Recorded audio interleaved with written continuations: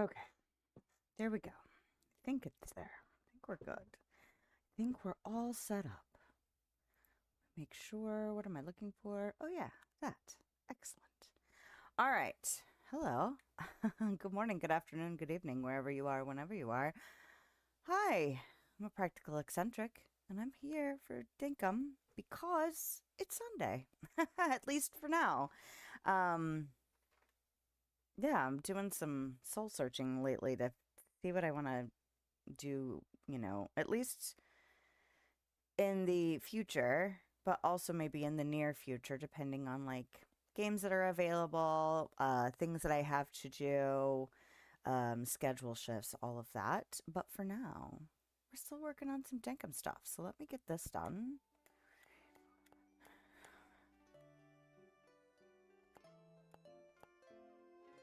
How's that? I don't want it to be too loud, but I feel like that's probably fine. So hi, I'm tired today because I went on a date last night with my husband and we were out until almost midnight, which for some does not sound very late, but for us it's kind of late, and it's later than we're used to being out, and honestly out and energetic because we went to a concert and it was a funk band, so it was loud and engaging and danced a lot and had a good time. But also very, very tired when we got home, so that was fine. But we had a good time. We had some dinner, and the kids weren't here, and the kids are still at my parents' house right now, so that's nice because it made for a very subdued evening. I had a few drinks, and drank water because if you don't know, water is one of the best combatants for hangovers. So drink your water, guys. Alcohol is a diuretic. But I'm tired this morning and I'm sore. Like, my legs aren't doing too bad right now, but last night my legs were complaining because it was standing room in the general admission area that we were in. And honestly, we had a relatively close space because we stood to the side, which worked out in our favor because it gave me room to move around and be able to still see the band because I am short. So sometimes when you stand in general admission for a concert, it's like, oh, well, I guess I can't see now unless I'm right up front. So we were able to stand back into the side enough to where we were kind of raised up a little bit and I could still see everything. Except for once when this dude who was over 6 foot tall, literally, like, there's all this space around and then he stood right in front of where I was standing and I was like, do you not know that you're tall? I feel like you should know that by now. You look like you're an adult person that knows. But I suspect really what happens is people just don't really realize that they're stepping in front of people that are shorter than them.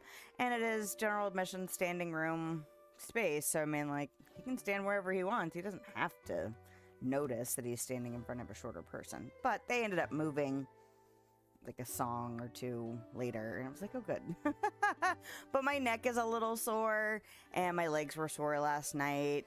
But, we had a good time and ate some food and got to pretend like we were young again and did not crash the second we got home, although not far. I think we got to bed around 1. So anyway, that was nice, but I am tired now and, sore, but it'll be okay. And, yeah, so I'm looking forward to some chill Dinkum time this morning. And,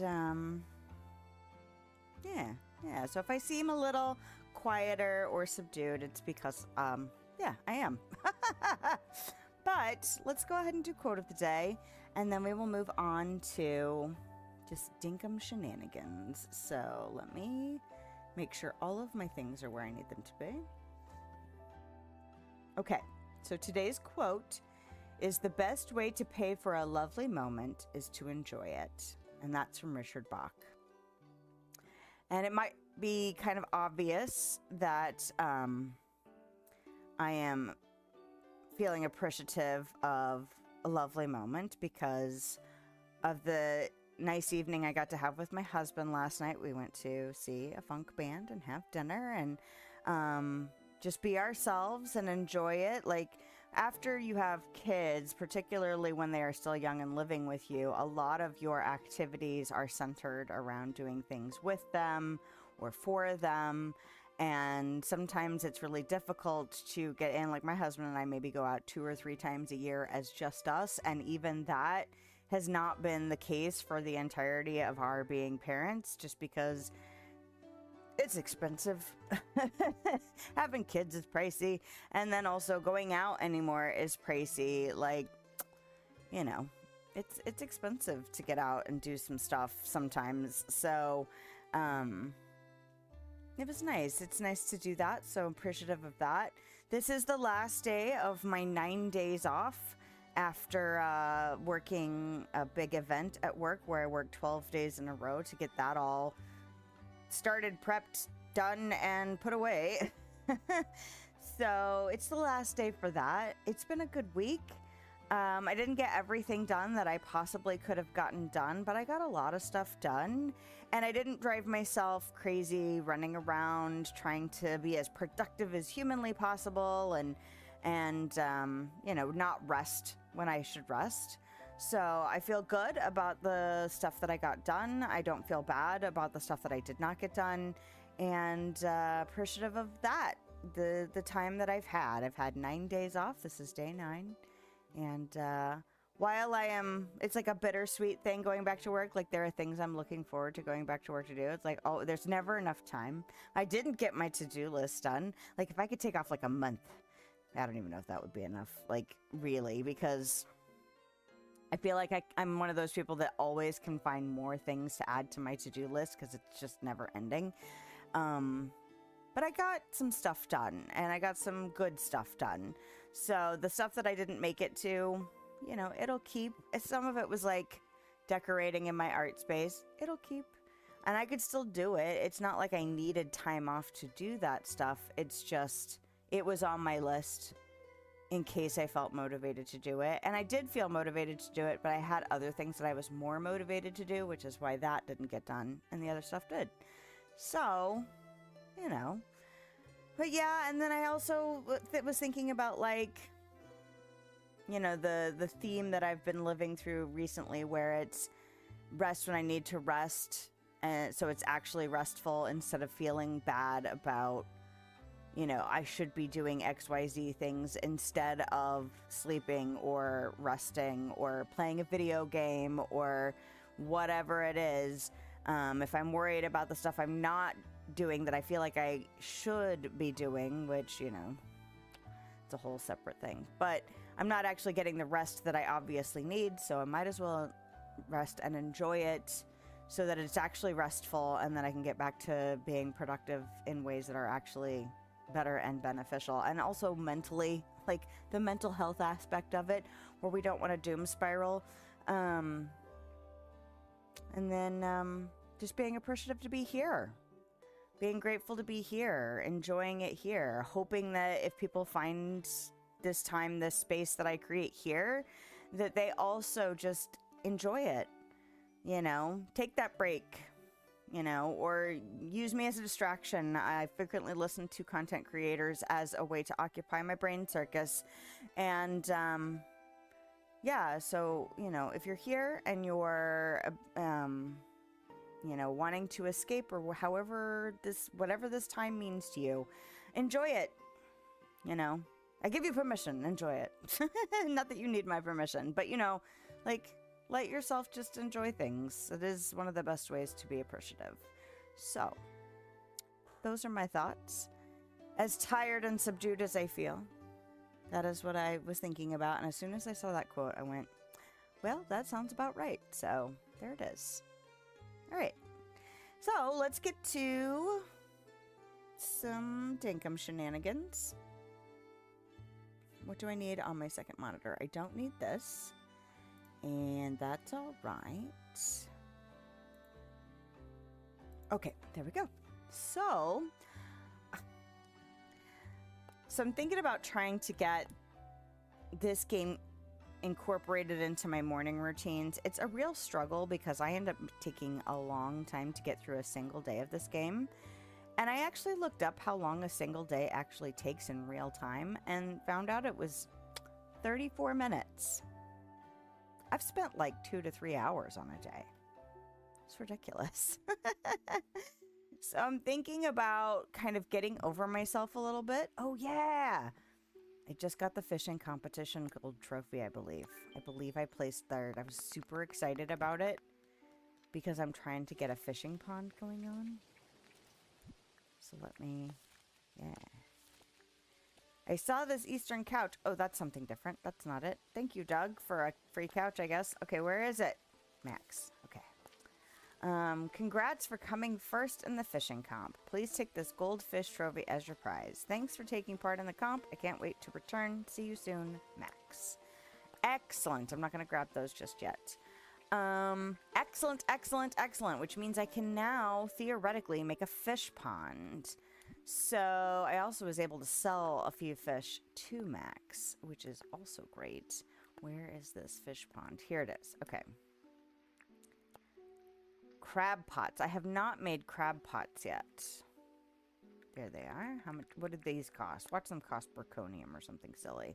Okay, it looks like I need some iron bars.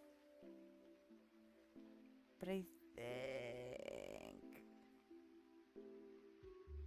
Iron and copper. Okay.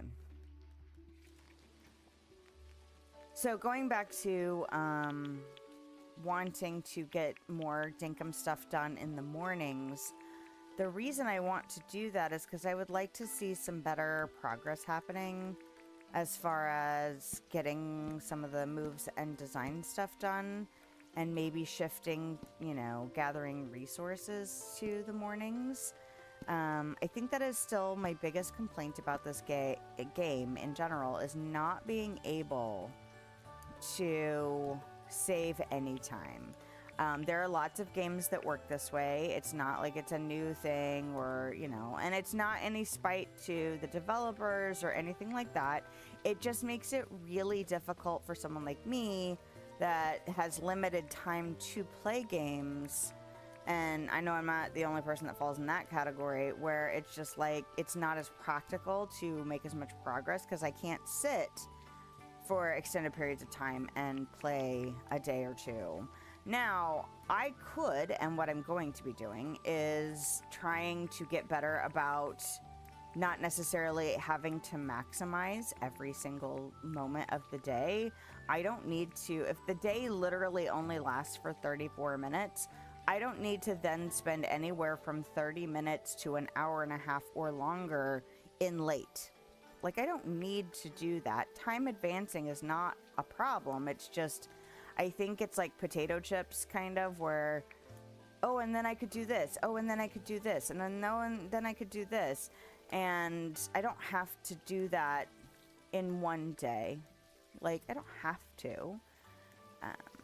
So if I can figure out how to get myself to let go a little bit of needing to get every single thing done every single in-game day, or at least get as much done as, like, I don't have to follow all of the trains of thoughts. I could literally dedicate this one day to one little thing, you know, and then maybe once it hits late, okay, now you got to go wrap it up, and whatever you didn't get done is tough, you know? I could be hard on myself if I wanted to be, I guess. But it's going to take some figuring out for me to how that's actually going to work in practice, because I could say out loud, just don't stay up too late. Don't let your game, you know, your day run so long. And that sounds great in theory. And then I forgot to cut the wool off of the pleeps. All right, let's go do that. But actually doing that is going to take some conscious effort. And it's not like I'm not capable of figuring that out. It's just, you know, I know it's going to be challenging for me, and therefore it makes me go,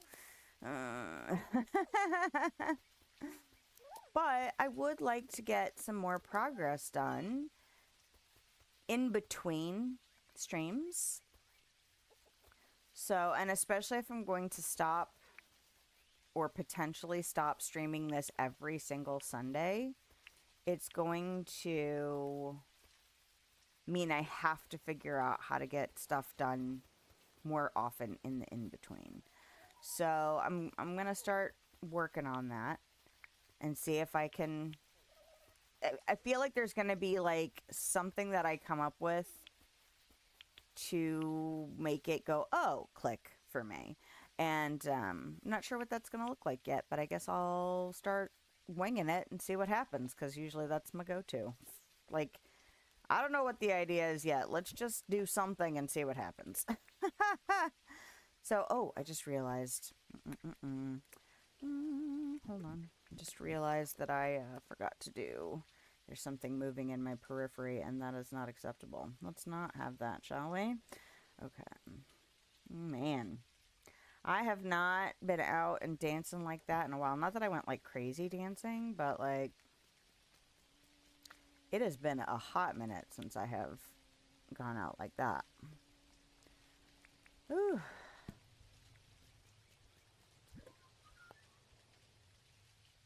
Is that everything?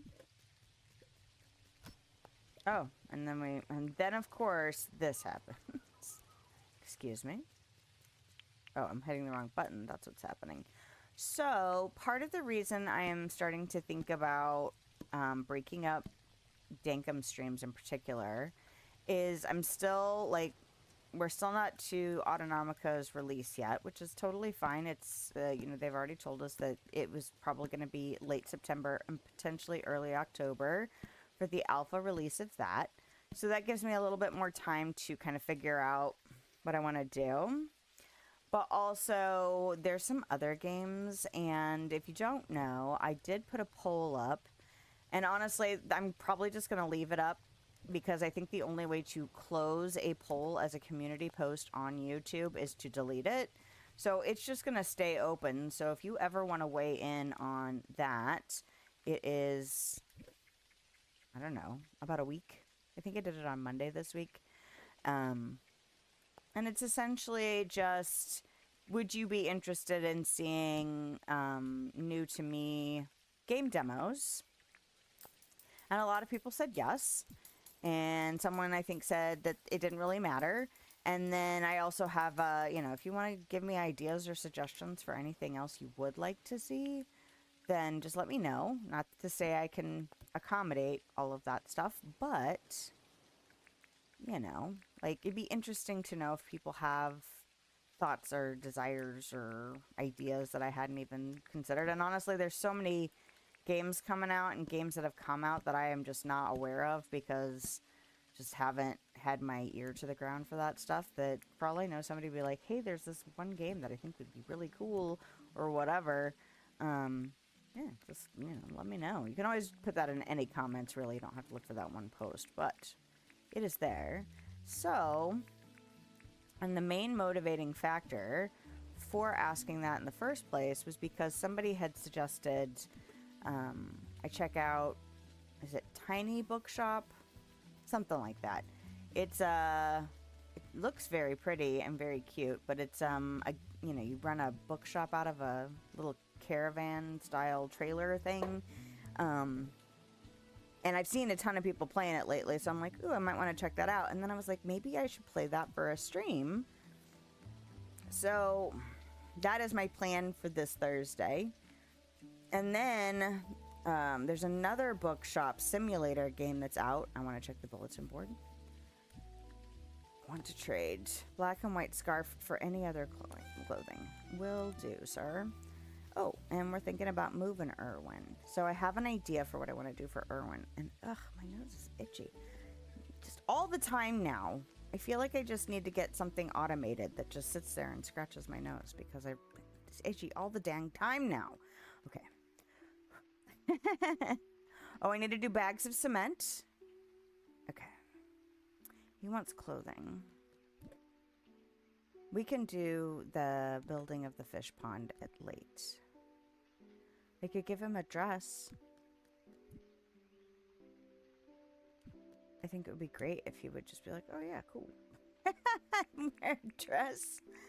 Alright, I'm going to give him a pair of glowing glasses. Just because I've got two. And the last time I gave somebody a glowing coat. Oh, and I totally missed this month's Night Merchant.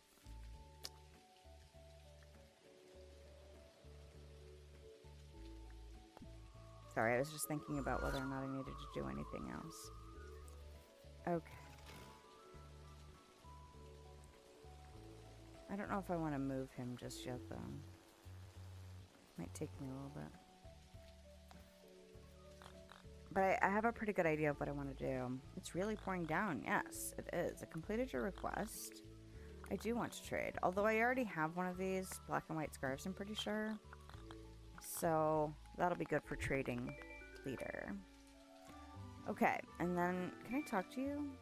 Can I see... Got a job? I can do this, yes.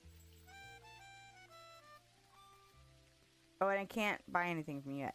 That reminds me, I actually need to make sure that I check the silos for food for my animals, because it's been a bit and I don't remember how full they are.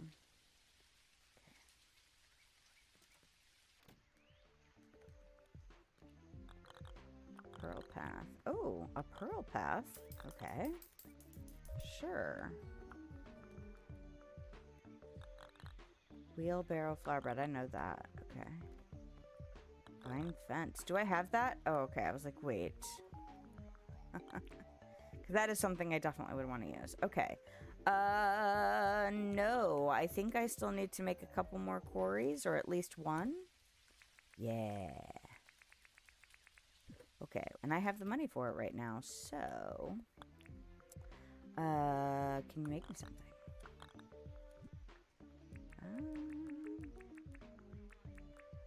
Yep. Commission? Okay. Yes, yes, yes, yes. Thank you. Oh, and so I was talking about the bookshop games. So there's another bookshop simulator game besides this tiny bookshop demo that I'm going to play on Thursday, because I did wrap up Dreamlight Valley stuff. I got through the new update content, quest content, and the only thing I have left to do is... do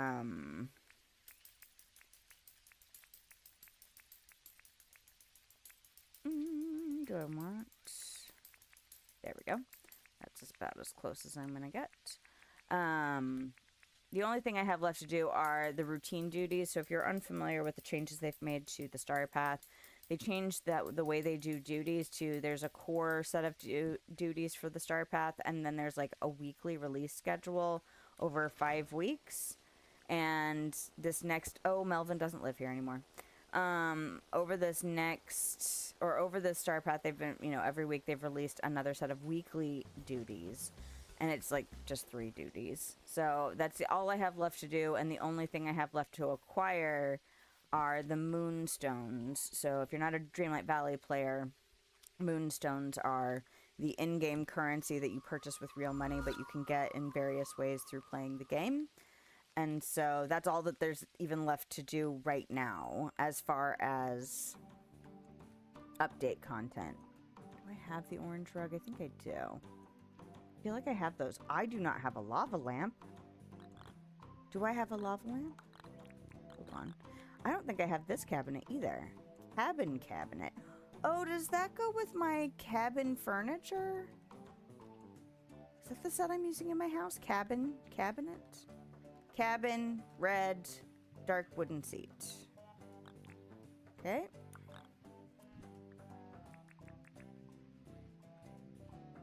No cabin cabinet. That is the thing that goes with my set. Okay, well, I'll have to get that then. And then... What was the dark wooden seat? Okay, I already have that. I thought I did. And a red lava lamp.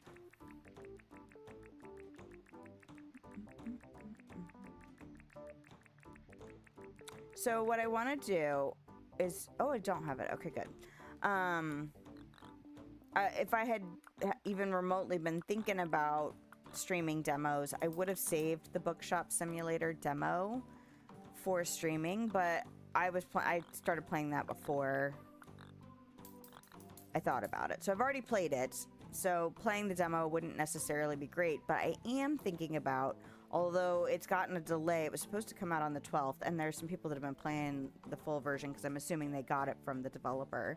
But Need anything? Oh. You're not gonna get a little heart slice out of that, though, are you? Did you get to 5 hearts? Oh, he did. Perfect. Okay, Melvin's good. I'm gonna go stick this lava lamp down somewhere, though. So what I'm thinking about doing, because I really do enjoy this bookshop simulator game, cute, is I'm thinking about because I was like, well, maybe I should buy it. Maybe I should just justify the purchase. I told my husband, I'm like, I feel like I need to figure out a way to maybe pick up like a game here and there just to have like some variety happen. And there's a lot of demos to try out. So the inevitability of me playing a demo that I then am like, I want to play this game and I want to own this game is very, very high. So I was like, maybe I could figure it out. And then there was also he just paid for a season of Marvel Rivals. And I'm like, you get to spend $10 every once in a while. Maybe I could spend $10-15 on a game every once in a while. It's how we enable each other to spend money we probably shouldn't. But maybe we can figure it out, Maybe I don't have to buy a snack that I like for just myself. Not that I do that frequently, but I could give that up to buy a game every once in a while. But what I'm thinking about doing, since I am interested in this bookshop simulator, is waiting until after I play the demo on Thursday and then kind of gauging which one I might think I'd like better and then picking between the two. Not to say that I don't... Oh, crap. That I may not ever pick up the other one at some point. And sometimes you can play a demo of something and then you can get into the game and you can be like, that was fun for a while. And then you end up not playing it as often as you think you might have. It's the risk, right, of picking up anything, really, committing to a purchase. The ideas you have about how you're going to use the thing aren't always the same as how you actually end up using the thing. That's why when I shop with my son, I, sit there and I say, oh, it's cute or oh, whatever, and then I don't need it. I don't actually need it. And part of that's being frugal, and part of it's just knowing that I don't have the budget to just buy everything willy-nilly, And, like, I have to be responsible about how I'm spending my money. And also, my kid, who is a collector and loves to rummage, loves to shop, needs the example of somebody realizing that something is cute or fun or they might like to own it, but then also going, you know what, but I don't need it. And, it's hard. It's hard to put stuff away, put stuff down that you think is cute or that you think you might use or that you might like, or seems like, a lot of like gadgety type things. He loves little gadgety things. But a lot of that stuff ends up not being, like, it's cool and novel for a week, and then you put it in a drawer, and then you forget about it. Like, you don't need that. It's kind of fun to know it exists in the world. And some of those things people do actually use. Like, I don't need it because it performs a function that I can already do with a tool that I use more regularly, like a spoon. But, like the little cups of ramen noodles that you can get where you add the boiling water to it and then just let it steep. They make a little, it's like a little man and he hangs off the side. So he keeps the little flap down for the noodles, for the cup, the little paper flap. And that's his whole job, is just to hang on the side of the cup of noodles and keep the paper thing closed while it's steeping. Is this the same thing as that one? No, it's a dark wood version of it. Okay.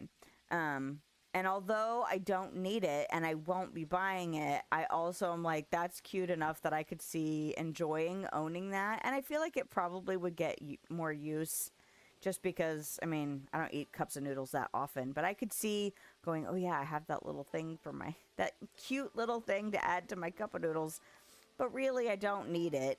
And there's always the possibility for things like that even though they are cute, they might end up in a drawer somewhere where you don't actually use them. So, anyway, but that doesn't mean, I need to look at some budgeting. I've got some bills changing after this month. some things that are getting fully paid off. Oh, it's Jimmy. I don't necessarily want to go talk to Jimmy.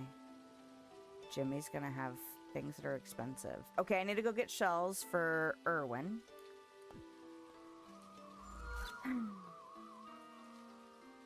But yeah, some budgeting things are gonna be shifting.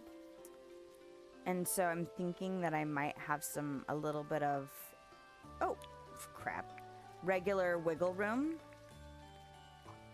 where I might be able to justify like a little game that's somewhere between, you know, $5 and $20. Not every month, but, you know, like more regularly than never. So, which is where I'm currently at. Okay, so I'm going to go give shells to Irwin. And then I'm going to go look at where I want to put pathing down. He wants the S shells, right? Yep. And then...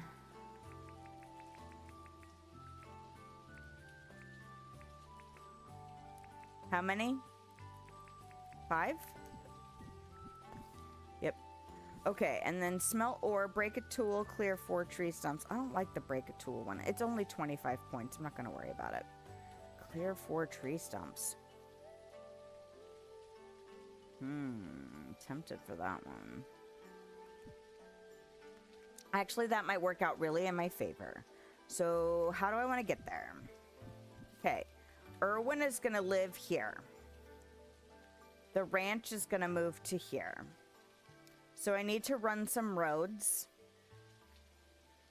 I also would like to know how do I know if this lake will ever spawn crocodiles? Is there an indicator? I should probably look that up because when I was over there before, there were no crocodiles. So it's the easiest way to get over there right now. Probably, I would like the motorcycle.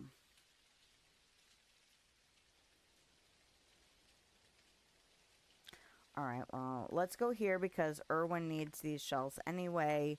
Grab the motorcycle. Why are we doing that? Oh, because we're not actually at a telepad. That makes a big difference.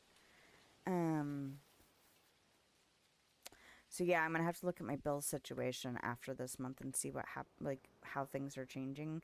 I could do a projection for it. I was like, there's a word. And get a better sense. It would also, like, so I was in Serendipity on YouTube's stream yesterday about the new Bookshop Simulator game that's out because she has a copy of it. And, I was jokingly saying that I should grab one less drink on my date night so that I could afford to buy the game. And I'm like, I haven't actually done the math. Like, I've done an estimate on how much we spent last night, but not exact math yet. And I think that we actually came in under what I had budgeted for the night. So it makes me feel confident that I could be like, okay, after I tried this demo for Tiny Bookshop, I bet I have, you know, whatever, the 15, 20 bucks.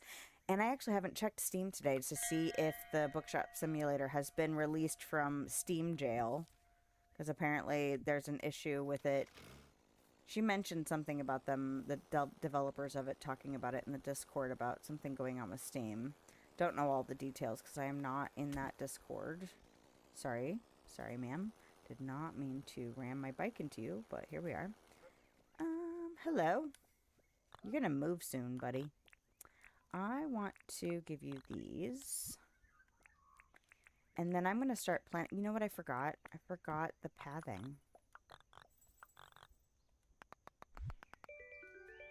Nice tights. Okay. Do I want to just ride my bike home? I could do that. Have I widened this angled path over here yet? I don't know. Did I do that? I have not. This was really early when I did this pathing. Ooh, lordy be. Okay. So, I've got some math in my future, which is... I actually enjoy that kind of thing, so...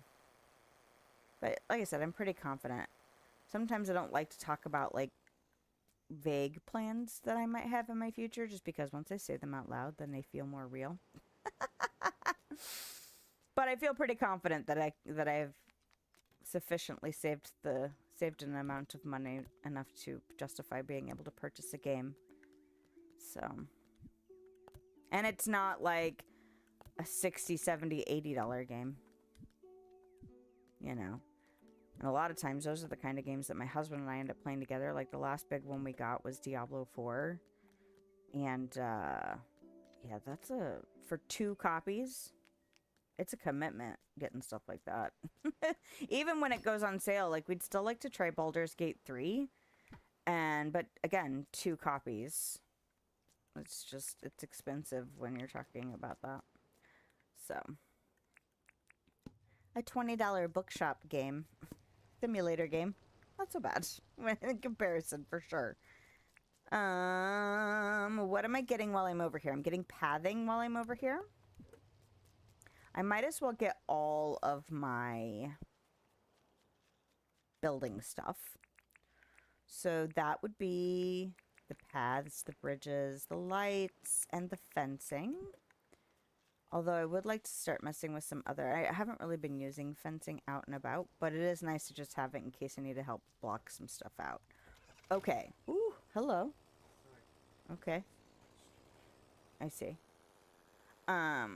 Let's see. So the path that I want to run off of the main... It's not really a grid yet. But it's this way.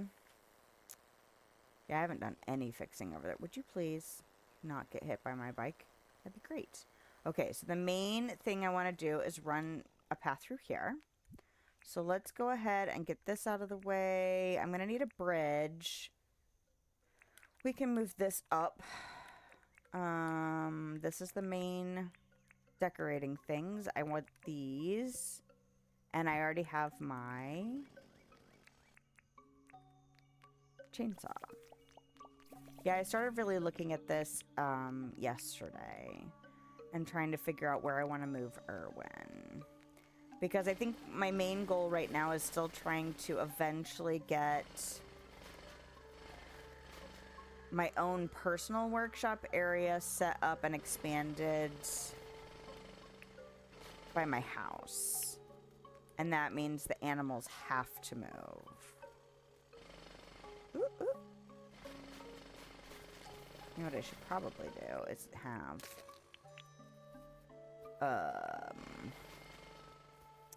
a brew. And I have been making them again. I actually went and dealt with my orchard, even though it's a huge pain in the butt because it's massive right now, and I still don't have the vacuum, the little harvest vacuum thing, because I think it requires zirconium. And that's something I wouldn't mind doing, is getting, like, maybe start doing some more involved cave runs. I still haven't figured out, maybe I should just look it up. Stefafa was in here once and mentioned needing the diving helmet and a bunch of keys. And I still don't know exactly what for. Makes me think I need to do some ocean exploration, because why else would I need the diving helmet? I don't know. I also was in the Discord for this game and saw somebody farming with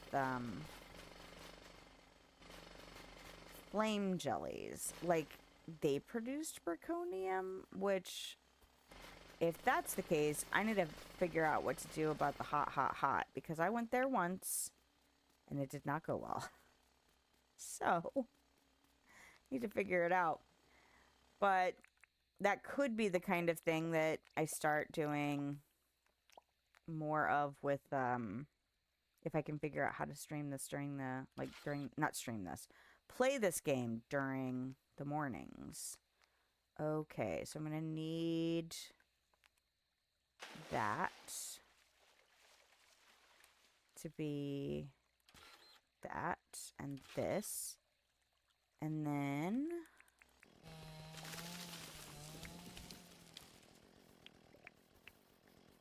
that. Okay, and then we will do that, and then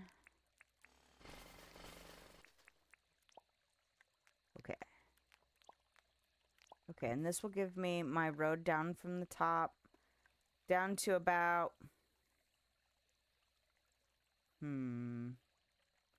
I'm torn. Okay, so I have an idea that I don't know if I'm going to be able to execute.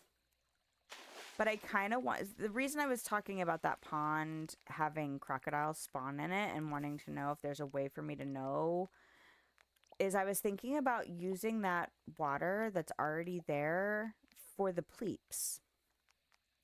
And I almost thought about trying to figure out how to make a bridge that goes over this. But if this is part of the enclosure for the pleeps, then I need the pleeps to be able to go... I don't know if I can do that. That's going to take some doing. But what I thought was if I could take the bridge and put it over here, but keep it closed off from the pleeps and have the pleeps kind of go under the bridge. I thought that would be really cute and cool, but I don't know if there's a way for me to actually execute it because it's not like...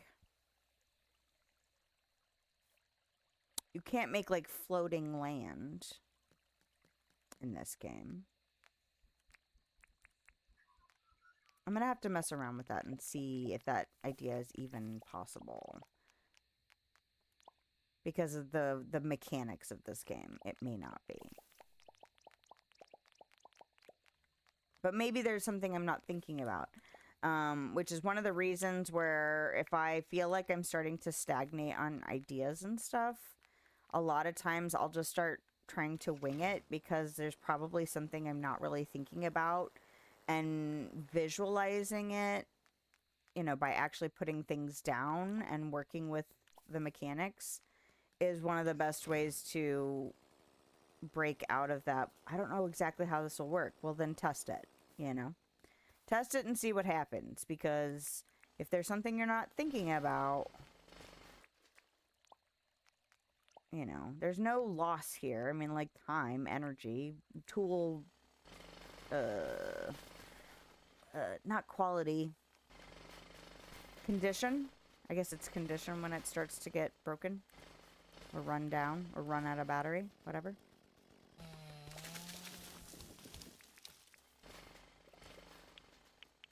But those things are easy to remedy. And, you know.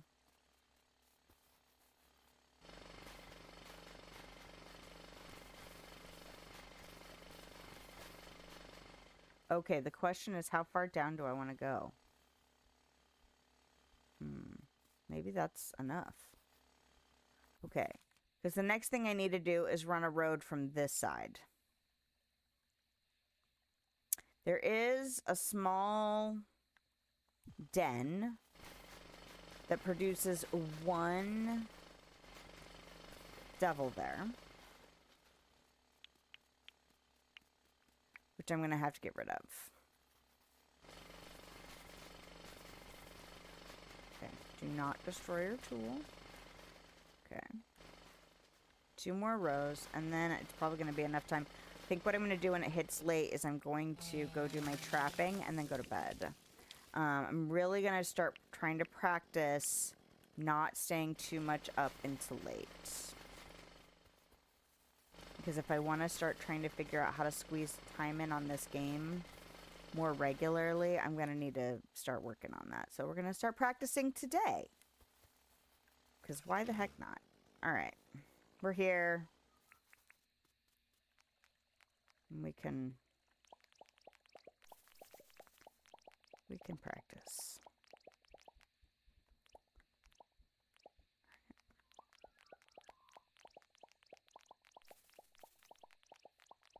But yes, I want to have a nice big, oh god, a nice big area for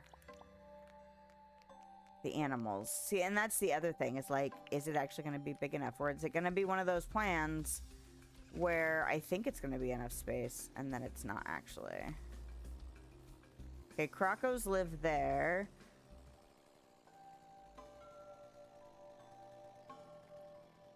But I don't know if they actually live in that pond. Because that would be such a shame. If I just like, ooh, I'm going to use this cute little water feature. And then crocos spawn and kill all my plebes. You know what I mean? Like, that would be such a shame. Okay. I'm going to go home. No, I'm going to go back to town center and drop off my motorcycle. Do I need to do that? Yes, I do. I was trying to think about where I needed to use it next. And ideally, I think I will go from the center of town. Because I need to figure out exactly where I need to run the road from.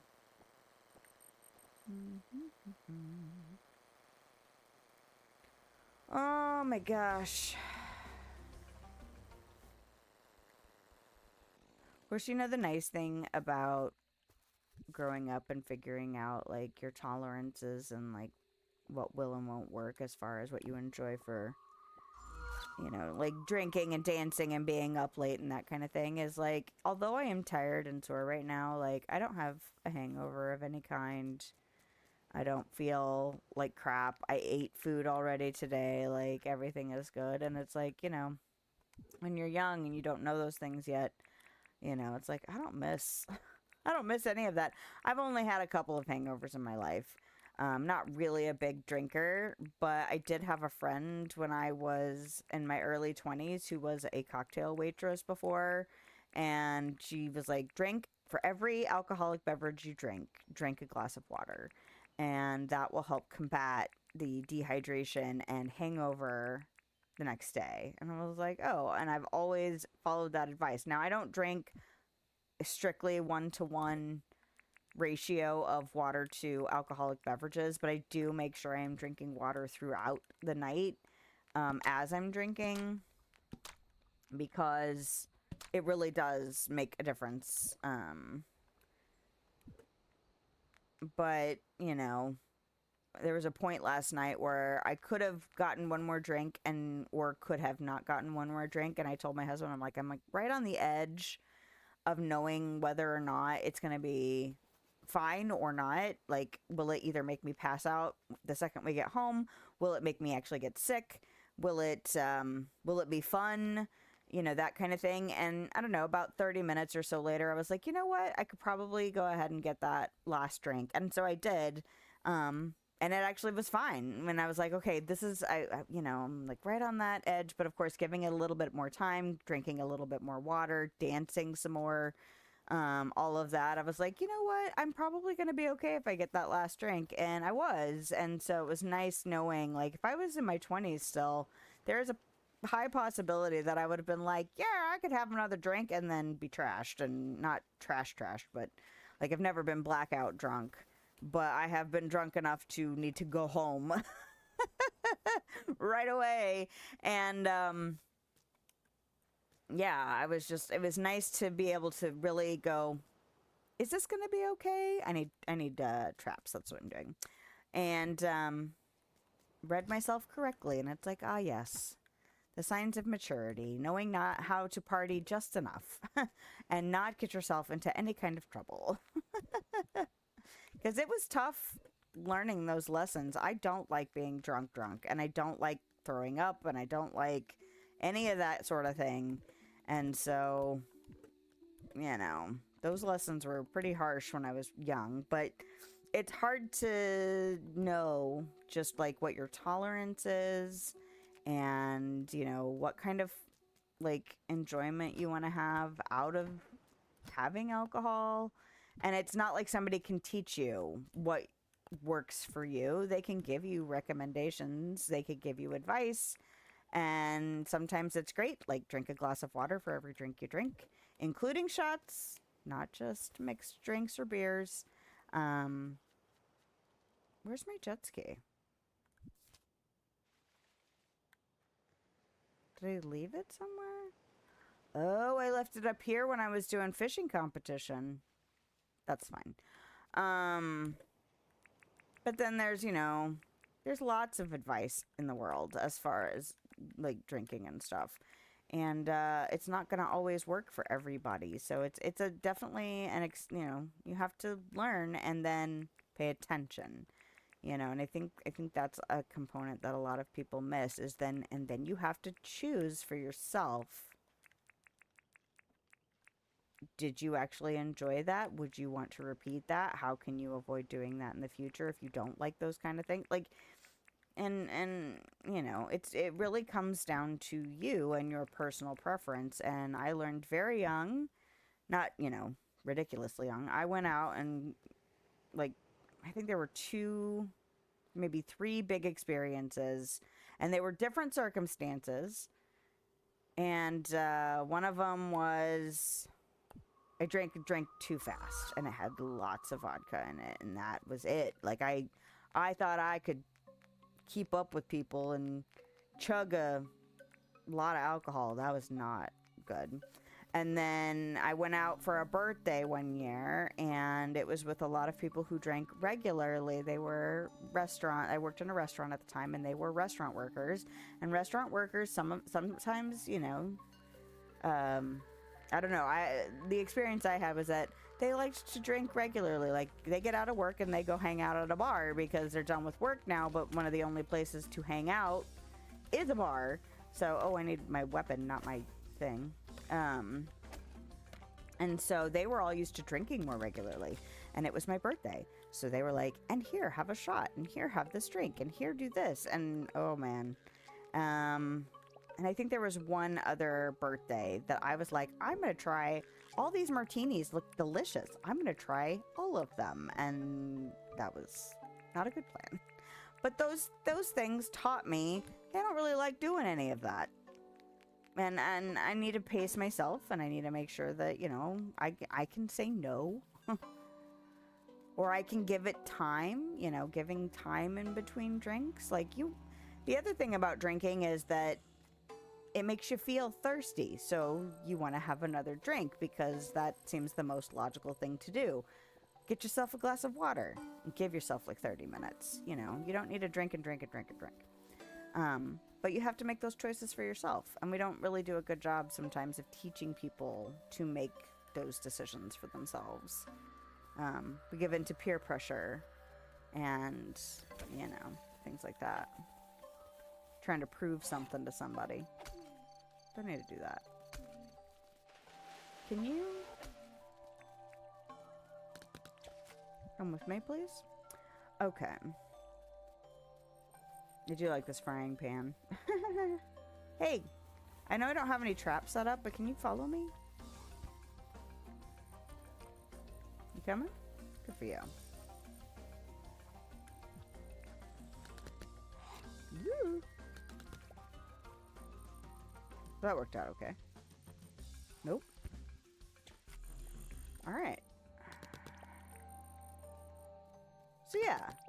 And again, I don't drink that often, so part of the reason I was proud of myself for knowing where that line was for myself last night was because I actually had ended up with the equivalent of 4 drinks throughout the course of dinner and the concert. And that is usually, like, right on that line for me of, like, 2 to 3 drinks, I'm usually pretty good. Depending on the drinks. Like, if we're talking Long Island iced teas, 1. But if we're talking, like, a beer or a regular mixed drink or something like that, 2 to 3 throughout a night is usually pretty good for me. I'm a cheap date. I don't drink that often. And it's nice because that means that I don't spend as much money. But, yeah, that's why when I was like, I could have another drink, but I'm not sure about exactly what that's going to look like. And my husband was like, well, you can get one and find out. And I'm like, see, the problem is that it'll be about halfway to 3/4 of the way through the drink before I'll actually know if it's a problem or not. And that's the other dangerous thing about drinking. I didn't know we were going to go on like a public service announcement of alcohol consumption, but here we are. Is that usually you think you're fine, you think you're fine, you think you're fine, and then you get that last drink that ends up being more than what you needed, but you've already consumed more than half of it before you realize that it's a problem, especially if you're drinking because you're thirsty. And you know, you've set yourself up for not great things. Actually, I'm not going to even bother dragging you across the map. I'm just going to smack you in the face a couple times and take you with me. So anyway, yeah, it's good. And honestly, I'm kind of glad I got that last drink because I don't know how often I have gone someplace And the couple drinks that I tend to order regularly were because they were drinks that I ordered at a bar that I used to go to with some coworkers weekly for karaoke night. And, you know, it was just a thing that we all went and did. And then sometimes we would go see, there was a local band that would play too. So we would go regularly as a group. And it was a fun little, you know, the ladies that I worked with, we would go and do that regularly. And the drinks that I started ordering doing that, I've tried to order other places. And of course, not everybody either has the stuff to make those drinks or they don't know how to make those drinks or whatever. So I walked up to the guy last night and got my first drink at the concert, and I was like, I like citrus and vodka and I like soda. Like, what can you throw together for me that's got those things? And he was like, well, I've got these things. And I'm like, that's fine. Because I was like, and I tried to explain to him that it's like, I've tried to order drinks from places and just either had terrible luck or they haven't had the stuff to make it. And so this is what I like. What are we going to do about that? And he made a drink, then it was fine. He actually didn't end up putting soda in it, which I was like, it needed that carbonation. But the second time I went up, I was like, all right, well, at least I know what they have now, so I can just order something kind of like what I usually get. Although they didn't have fresh fruit, which was like, really? It would be nice to have actual lime or lemon, but we used lemonade, which was fine. But it was like a raspberry vodka with a lemonade and soda. And it actually was pretty good. So I'm glad I went ahead and got that because it was tastier. It was tastier than the other drink. But, yeah. But yeah, I'm mostly just tired this morning. And part of it's, you know, part of it's probably a little bit of the alcohol. But it's probably also because I think we finally got to bed at like 1:15. So, that's all right. A late night every once in a while is not going to kill me. But then that was the other factor is like, is this last drink going to actually cause a problem for me in the morning? And the answer is no. So yay, good for me. Especially since I don't go out that often. Sometimes it's like, am I remembering this correctly? Is this how this works? Okay. Are there crocodiles in this space? Yes. Hello. I wasn't even looking at you. I was looking at your friends. Okay. Hi. Will you get your attention attracted by being on the bridge? Excellent. And then your friend is coming this way, so that works out too.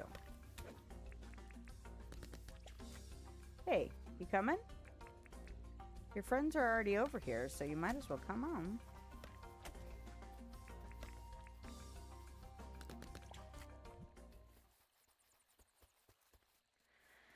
Oh man. Well, and I actually got myself, you know, dressed up a little bit last night. Not that I go like all out. I certainly do not wear heels. Although I did choose, I have two sets of boots that look kind of like combat boots. One look a little bit more like combat boots than the other. The other one's a little bit more cutesy. And it has like a little bit of a heel on it. Like, we're talking like maybe a ½ inch heel. Probably not even that.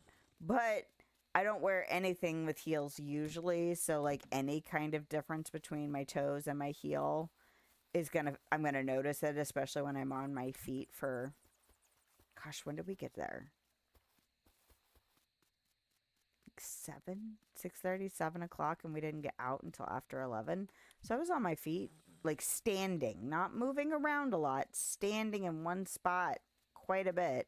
Well, the dancing helped. But for 4 hours. So my feet were like, excuse you, what did you do?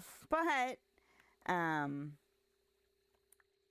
saw some girls in some heels and I was like, nope, couldn't be me anymore. Do not have that in me anymore. All right, so I need to make some cement. And I need to make some ore, probably. Some ingots. So I've got 12 copper, which means I probably need to focus a bit on iron. And then I feel like there were palm wood planks that I needed. Probably more than that. I feel like it was like 12. Goodness, look at how much hardwood I have. I should start building stuff with hardwood. Okay, and then cement. We're doing bags of cement. I think I need, what, 25? It's quite a bit. Alright, but not difficult. Not difficult to acquire. I think I do have some already, but this is fine. And boom, permit points. And I'm just going to cut a bunch because why the hell not? We've got iron ore to make anyway.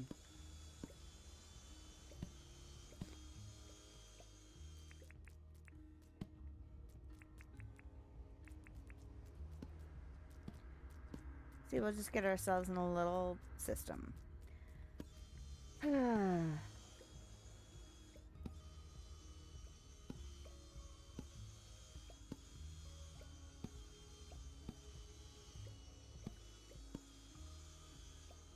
Well, it also means that you know, something else I need to start doing is I actually need to go and craft a bunch of the decor items that I can make to see just what, oh, this is done. To see what things look like, because I'm going to want to start comparing how things look.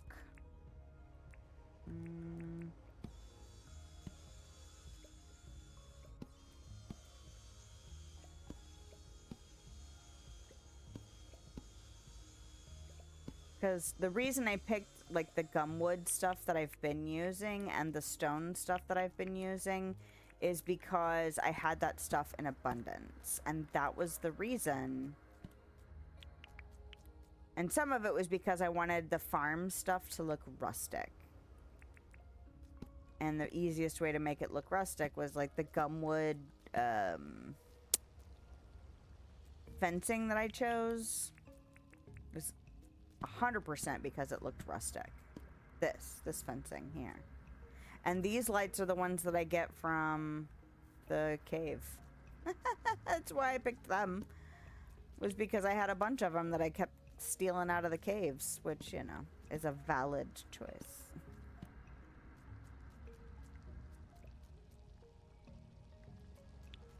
Alright, how much more do I actually need?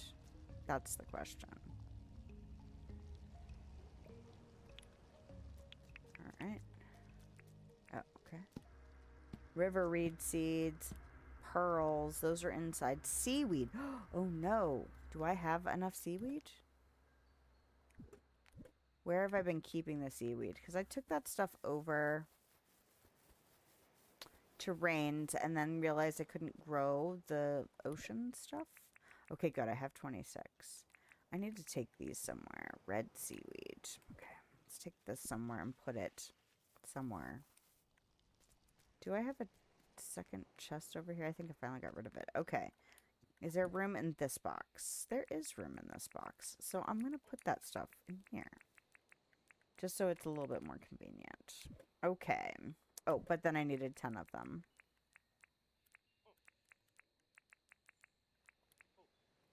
Okay, 10. And river reed seeds, they were in the same box.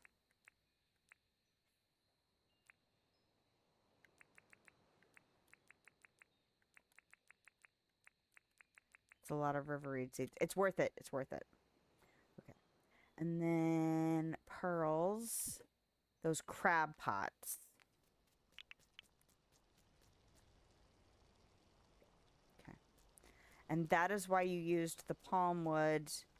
Okay. I'm trying to remind myself of why I've been making what I've been making. The crab pots needed palm wood and the iron ore. But what else? They needed something else, right? And what did I say I wasn't going to do? I wasn't going to do a lot of stuff in late, and here we are. Although earlier I had said I wanted to do this stuff in late. So, spine effects resin and copper bars. I'm just going to grab it all. And then I'm going to grab the copper bars. I'm hoping I have enough. Pearls. Nope. because I need 3. And honestly, I need to try... I haven't used the crab pots yet, so it would be in my best interest to try to craft some just for use. But that is not this day. 3 crab pots. And I can only make one of these anyway.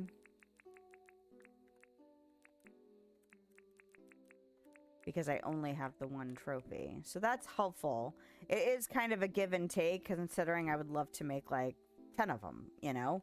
But I'm going to have to wait because I can only win 1 gold trophy every year. And I'm already on year 3, so I've already missed out on a couple years. But you know what? If I ever start this game over again, there's so much more to know going into another playthrough. So... that's nice. It's nice to know what to work towards early. Alright. Let's go plunk this sucker down somewhere and see what's up.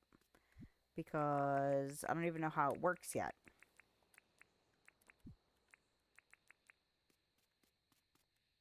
Holy cow, that's huge. Holy banana pants. Okay, let's try that again. Sure. What do I do with this? Open. The pond is empty. I should drop some fish in it. Okay.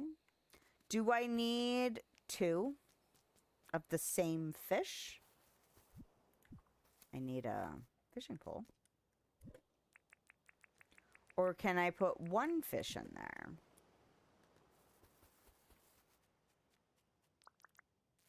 Because at this point, it doesn't even matter which fish it is.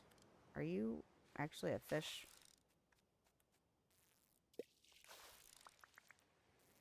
Although I tell you what, I was like, oh, I should use food for the fishing competition, which I did. And I was like, oh, I think I might need 2 fish and chips for the entire day. And that was not true. I was able to do the entire fishing competition using only 1 fish and chips. Because I was like, oh, I might need 2 because, you know, it's 20 minutes long. And if a full day is 34 minutes. But I forgot that the fishing competition is only from 9 to 4. So it's not even the whole day. Oh, lordy be. So I'm not really great about remembering to use foods in this game, or any game really, unless I'm gearing up for a big fight, which I guess technically the fishing competition could be kind of the equivalent of this kind of game's big fight. But you know, it's a big event kind of thing. So yeah, that actually worked out really well. And then that's why my jet ski is up by the North Teletower, is because I actually took my jet ski out to look for the barracuda that you need for the fishing competition. So I was glad that because I was really worried about not getting gold. And then I was like, I think the next closest second place was 8 and I had 13. So I think it might be the bug catching competition that I was struggling to place in. Okay, I should drop some fish in. How do I drop fish in? Oh, I'm not on the fish in my inventory. That makes a big difference. Okay, can't go like that. It's like this. Okay. So the fish is now in the pond. I'm gonna test it. Feed the fish a critter. What? Okay. Well.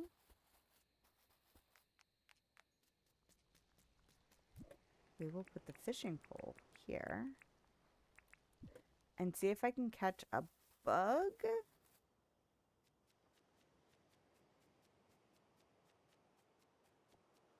I want a pet frog. Oh yeah, I forgot about you guys over here. How you doing? Doing okay? Having a good time?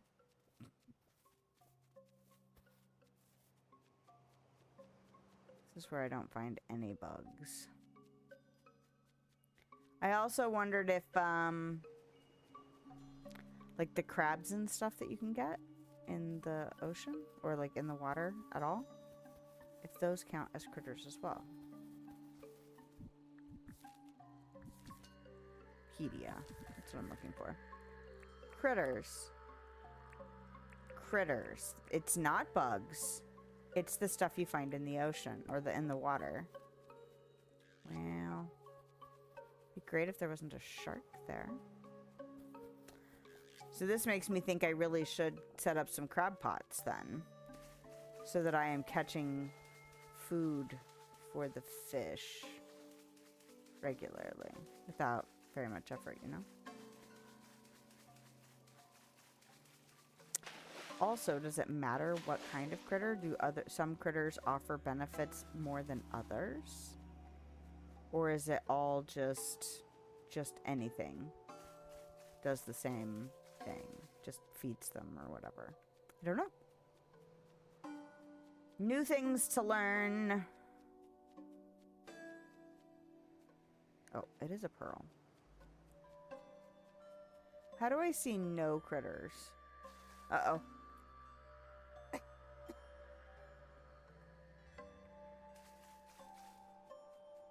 Like, what is that about? Is there a shark nearby? No. Because I might run out of stamina doing this. Yep, definitely gonna run out of stamina doing this. But that's okay. We have plenty of health to risk it. Alright, perfect.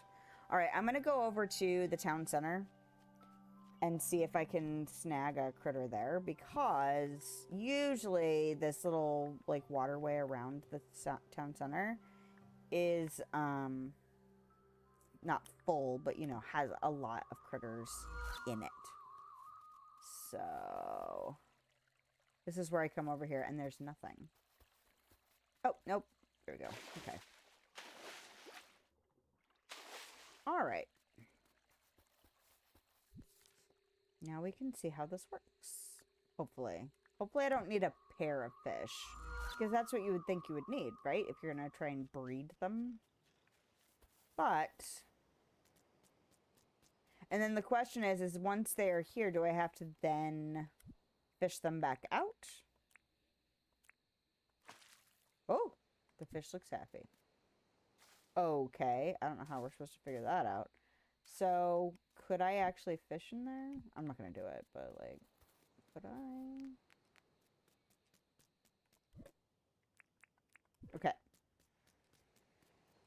Putting stuff away.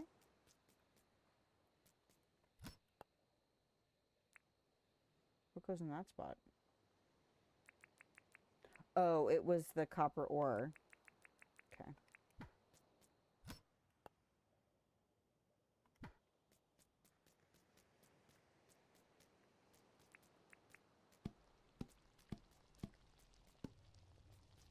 Excellent. I'm gonna have to start doing bottle brush here soon. I was trying to make my way through like half of my saved up waddle. All right. Where are we at timing wise? We are at about break time. So I'm going to go ahead and do that. See? I try my best to try and cut it off at late. And then they're still like, oh yeah, I forgot I needed to do all of these things. It'd be nice if I could get it down to where I'm doing most of the stuff except for maybe like trapping before late, and then just do my trapping real quick and go to bed. It's still another motivating factor about why I'd like to get away from trapping as my main form of gaining money, because right now that is still why I do it regularly, is because that is one of the best ways for me to consistently get money.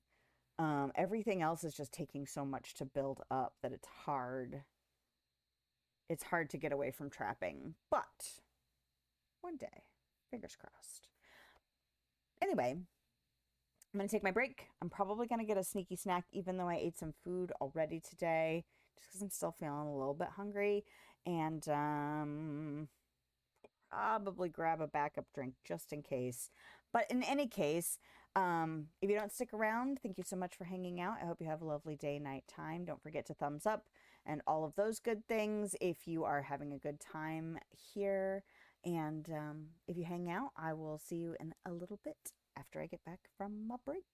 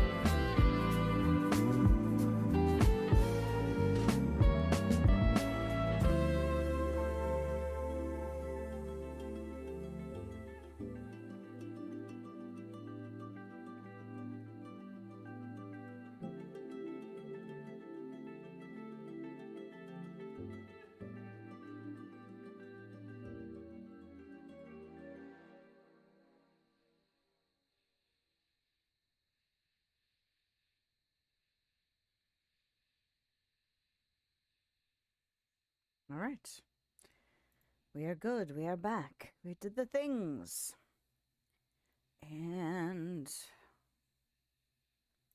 grabbed myself a little sneaky snack. All right. Uh-oh. You must behave. There we go. Okay, I'm good. All right. So today's goal is to get the path from the other side into... Oh my, hello. Oh, nice. Money day. Thanks. Hunting a jackaroo. Sent me some bone. Okay. And then Melvin says... Might have dropped this at my place. So, I actually tried to return money like this once. Like, I went and saw the person's like, I hope it belongs to you. If not, return it. And I was like, oh, okay, I'll do that. And then there was no option to try and give it back. So I was like, okay, well, I guess I'll just keep it then, because I didn't drop it. All right. I'm going to put this up here. Oh, the Spine Effects resin is still in my inventory. Let's go ahead and drop that off.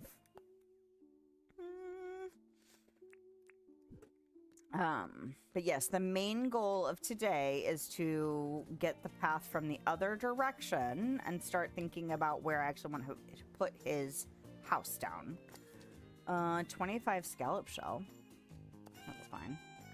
And then smelting a tuft for some resin. That's also fine. Mostly because I want the points for it. So that's one Spine Effects tuft. Correct? And actually, I don't really need to track that anymore. Okay, and then 25 scallop shell. Not this box.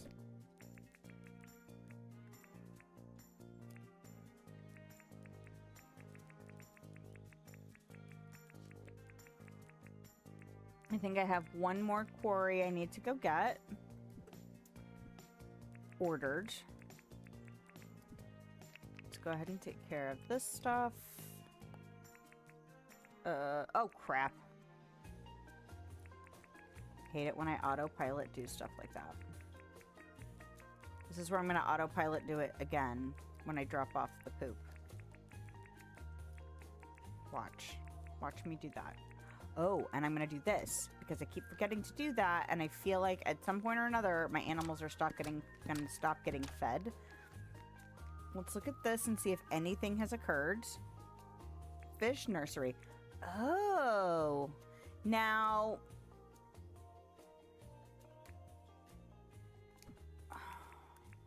what do I do with these besides... I know you can use them in cooking, but like... Okay, it won't go in the water. So it's not actually a way to get more fish?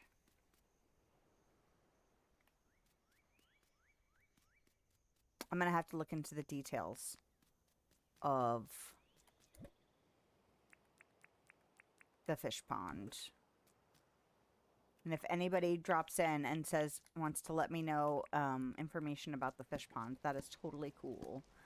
That is the other thing that I'm having to consciously think about. I tend to, like, if I'm playing a game by myself, I tend to want to try and work through information before I start looking up information. But I think a lot of games are being developed now with, like, community involvement and interaction in mind. And of course, when I was growing up, that wasn't really even a thing, because I mean, the internet wasn't even really a big thing, like for the masses, you know. So until much later, and so I never really had that going, like interacting with games as a child and in through like teenage and 20s. So it's still kind of weird for me to have people just tell me how things work in a game. But I think what I'm really going to have to do is just shift my mindset about that. Like, and embrace that trend, because honestly, the benefits is that people like come together and enjoy things as a community, and it's just going to be something to get used to, but it's not necessarily a negative thing. And I don't think I was thinking of it as a negative thing beforehand, but more of I just wasn't used to it. So like when I first started playing this game, I was like, don't tell me stuff, I want to figure it out. But I think I want to exercise those muscles as well. So anyway, just some thoughts I've had about that. Hey, Tristan. Is that Tristan Saturn? How are you? I hope you're doing well on the Twitch side.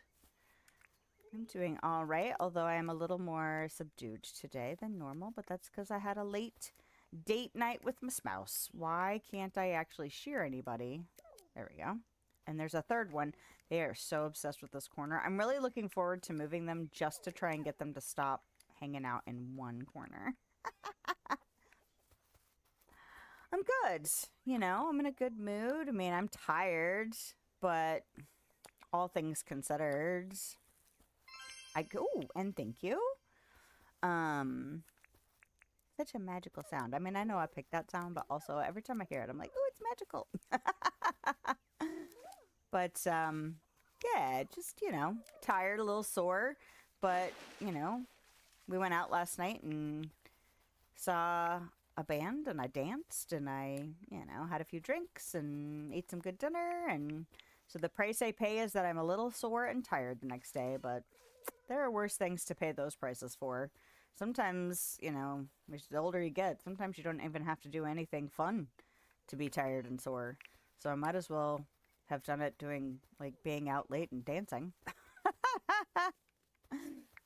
So, yeah. But I'm working on trying to get Irwin moved. Are you familiar with Dinkum? Or just kind of, I have people pop in sometimes, like, I've heard about this game, but I've never played it. What's it about? Or I just started playing, or I'm a seasoned player. Nope. Ah. So it's a survival craft game. It's got some similarities to things like, maybe like Stardew, I think is closer than like Animal Crossing, but you craft stuff, you get resources together, things like that. And then, oops, I didn't mean to put this away. And then I think I put milk away by accident. See, this is how I'm going to autopilot put away crap I'm not supposed to. It's fine. But, you build up a town and make NPC friends, and you can play this multiplayer, although I have not played this game multiplayer yet. Maybe one day. But, you come to this island and you start out with a tent, and then you end up building a house and having a bunch of people move in and, kind of develop it and design it over time. So, yeah, it is pretty relaxing. Although there is some combat in here, so it can get kind of stressful. You do have health and stamina management going on. But it's not so overwhelming that, it's not like constant combat, or you're not getting like raided by, what am I doing? I am not putting waddle in the brewers anymore because I have already dealt with that. And I've already put away, I've already put stuff in my machines. The only real downside to streaming while tired is that I'm like, am I actually remembering to do everything? But yeah, I'm currently making cheese over here and making cloth over here. I was making teas here, but I have decided to cut that off because I've used up enough resources for my liking in this moment. Oh, I did use gacha. Okay, there we go. I'm going to put this stuff in here because I don't feel like managing that at the moment. But I do need to get the gachas going again. Oh, I need to put away the food too. How often do I stream? I stream twice a week.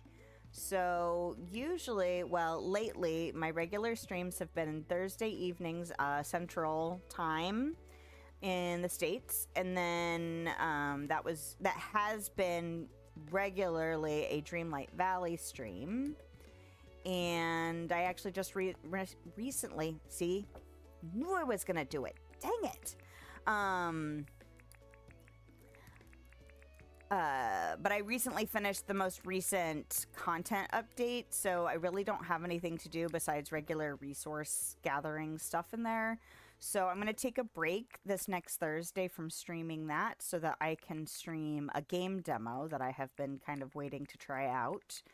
And then Dinkum has been pretty regularly Sundays, midday. I usually start around 10:30, but I usually say what I'm going to do is start sometime between 10 and 11, depending on how my morning has gone and maybe also how my Saturday went. So today I started at about 11 because I was up late last night and needed a little bit more time this morning to kind of feel human.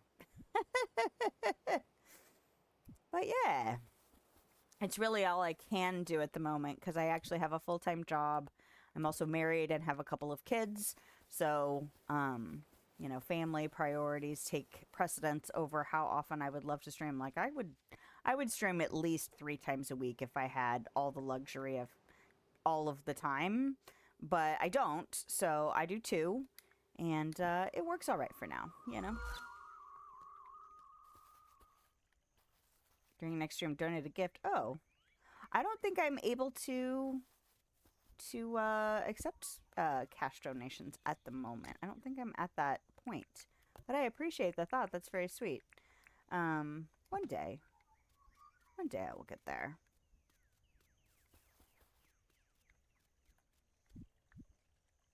Oh, what am I doing first? I feel like there was a thing I was coming over here to do. Oh, I was bringing stuff to people. Well, she's not down here. Milburn is up there. And I keep meaning to put my money in the bank. So, let's go make sure I don't need to spend money first. So that's Franklin. And I do need to spend money with Franklin because I need to order another quarry. So let's grab that stuff.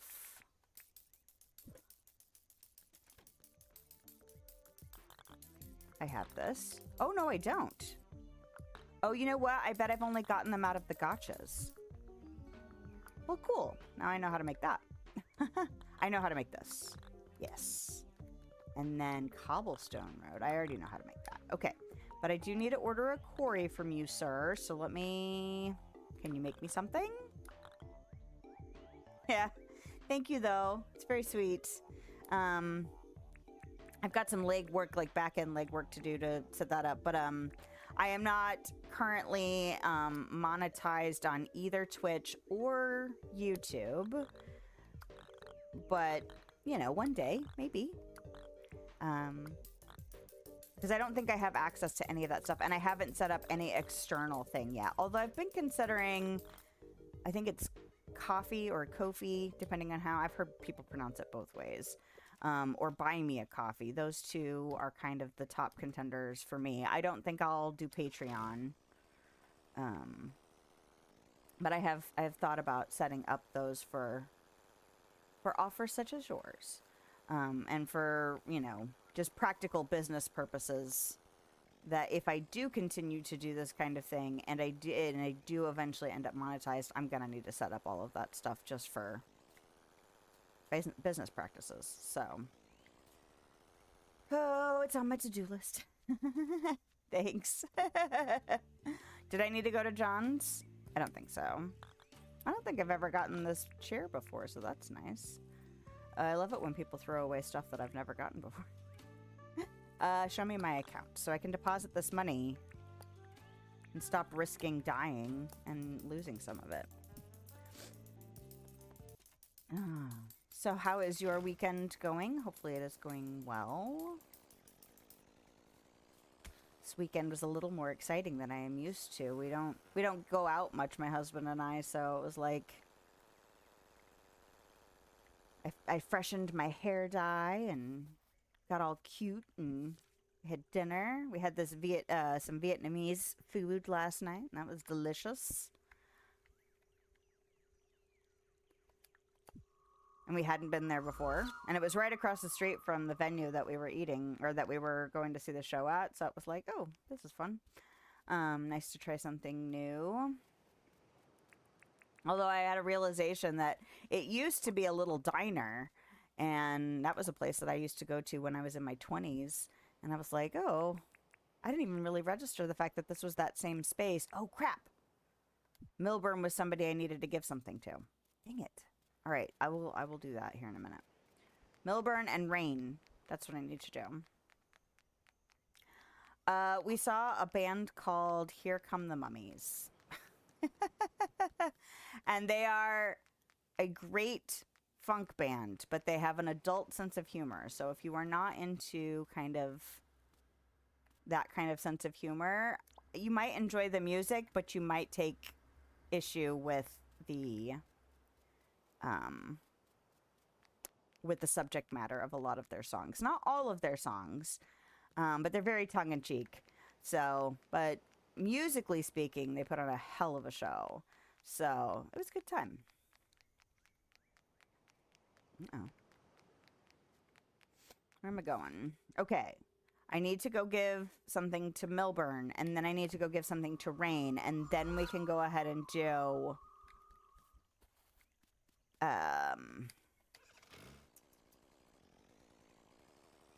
whatcha-who's-its?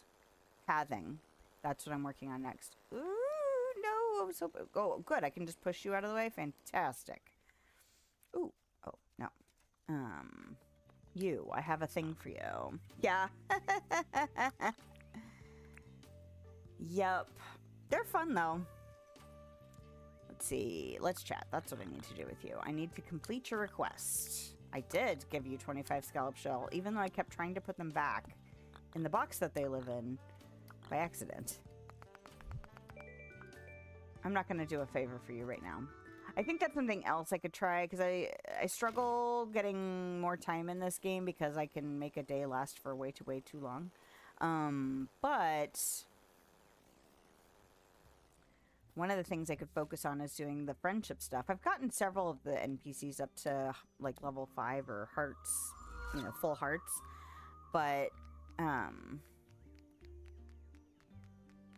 wouldn't mind getting all of them done, you know? Oh, and I ran into Ted Sully not that long ago, so he's an NPC that shows up occasionally, just out wandering in the wild, and I took on his request, not realizing that the fish that he wanted me to collect, I couldn't collect at night, so I had to let that quest go, and was really bummed out about it, because he only comes by every once in a while. Alright, I need to give you Spine Effects Tuft. Hi. I did that thing for you. I did. Here you go. Alright. So now we can go work on pathing. It would be great if before the end of stream today I could get Irwin... You know what? I kind of want to go... Oh, shoot. I just missed my opportunity to do it. Damn it. I also still need to pay off some debt. So, it'd be great if I could get through this day and then one more day and at least get the deed to move Irwin. Okay, so I need to go back down here. I'm going to have a little sneaky snack while I'm doing this. So give me a second.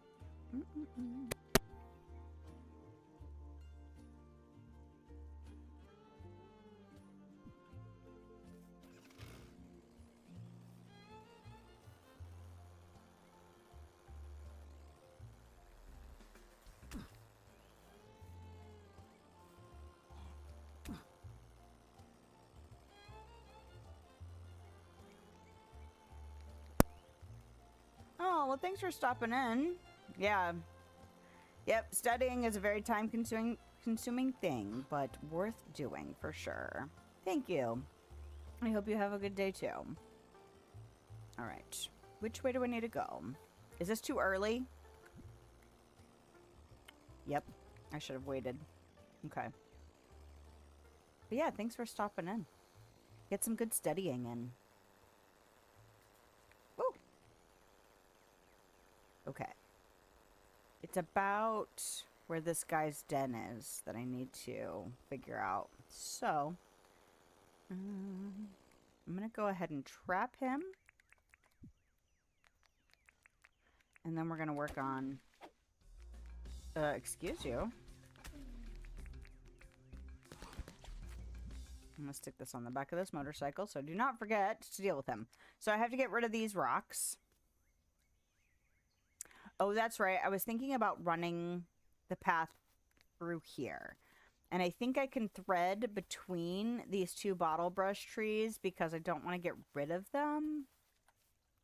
And I think that's going to put me exactly where I need to be to not chop them down. Because I think what I'll do is I'll go here. There's a crocodile right there, though. Okay. So I might have to trap him, too, just to make it safer. But if I run that whole length, let me just run it. I could take my motorcycle, but because there's stuff in the way, I don't necessarily want to get hung up on rocks and things. So I'm just going to walk it just to make sure that there's nothing else really in the way. Good Lord, look at all that ore right there. Holy cow. Okay. Okay, look at that. Almost exactly where I thought it needed to be. Perfect. So...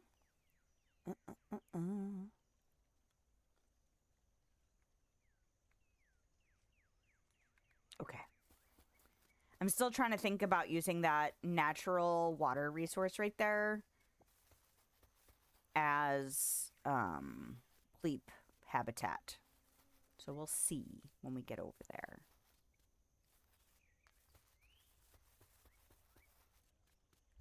All right, I'm going to put this stuff away. I need this and maybe this and this. Probably going to need to switch compactors pretty quick, though. I do want to get the attention of this crocodile and trap it just so I don't have to think about it. Although he's swimming farther away now, like a butt munch. Come here, you. Come here. I also need to get a critter.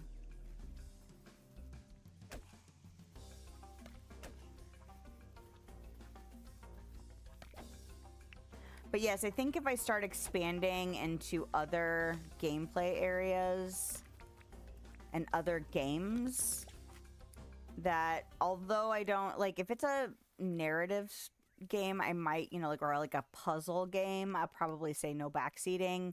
But I think for games like this and games, oh, I forgot that I released instead of dropped. Perfect. Okay. That... like, part of these kind of games anymore is the interaction between the player base, the community, and that I can make the differentiation in, you know, having a little bit more of that backseating going on.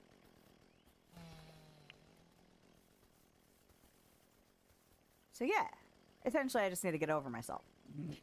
This is not news. Not news. All right, so I'm going to go ahead and tear it down to here. I think I'm going to leave it as a cliff face for now. Pretty sure this is how I want things to go. Okay, so this is to this. Where is my pathing?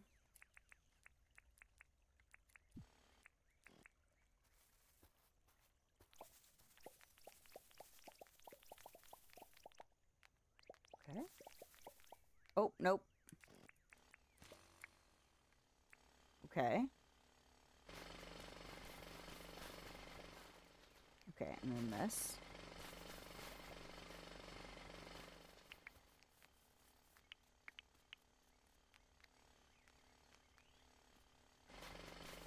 I also watched a couple design videos not that long ago and was thinking about trying to do something similar to some of the stuff I saw. One of them was a jersey decorating like a small transition space, like a little garden space, and it was very cute. Jersey has been a little intimidating because everyone was like, well, his main focus, and I have seen him talk about this, is the decorating stuff, and I'm usually not. So when I first started playing this game, people were like, "You're not ready for Jersey's decorating it." I'm like, "Okay," but so I've kind of been poking at it a little bit.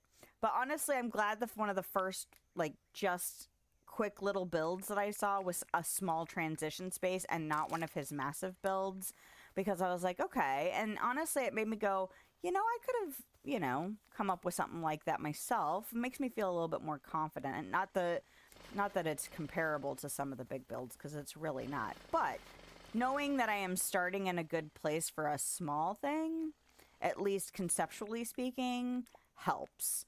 So I was almost thinking about trying to make a little small space. And then there was somebody else that I had not heard of yet who was doing speed builds, but with no audio, which is hard for me.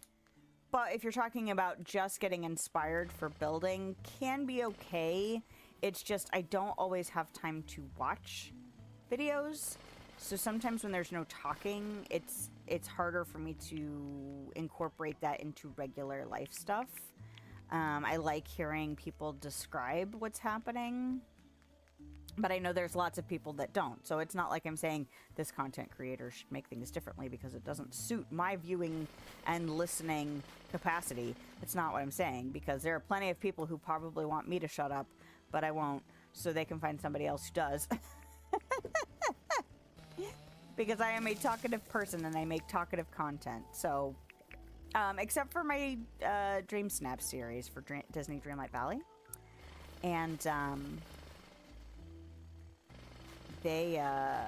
that one I did intentionally that way, partially because I wanted to experiment with a non-talking designing video series, but also because that's about all I have the capacity for when that video has to get recorded and when it goes out. So the new Dream Snap is announced on Wednesdays, where I'm at, and I think it might be Wednesdays everywhere. It's just some, time zones are a lot earlier than here. So sometimes I see stuff really early and I'm like, crap, I don't want to look at that yet. I want to come up with my own stuff now and then look at that stuff after.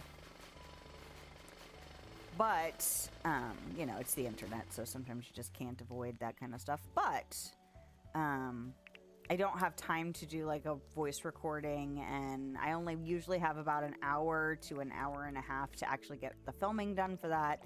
And then that video comes out on Friday. Could it come out on another day? Sure, it could. But right now, that's when it's coming out. That's what I've scheduled it for myself. Partially because it keeps me kind of with some pressure to get it done. And partially because I don't want to... some of the other stuff that I do, I have set for different days and times. And that's when it fits in the best at the moment. So... I do not have voice on that one. And I do know that there are people that don't like voiceover stuff. So they may not like that particular series, but they may also watch that particular series because it doesn't have voice. So anyway, just experimenting, trying to figure out what works for me. Oh, I bottomed out my stamina. Can I get this whole path dropped in today? I don't know. Oh, crap. Woman, wait for the stamina. Have another bite of your thing.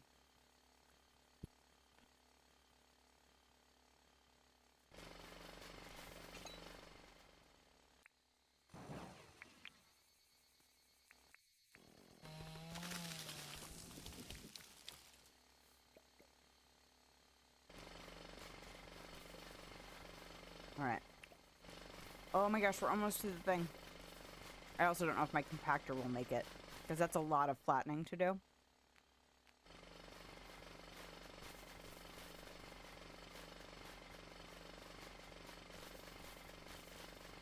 I'm really trying to think about that cleat habitat thing I'm thinking about. Because I'll have to do a bridge plus a little bit of a fence situation to make it happen. Oh, come on.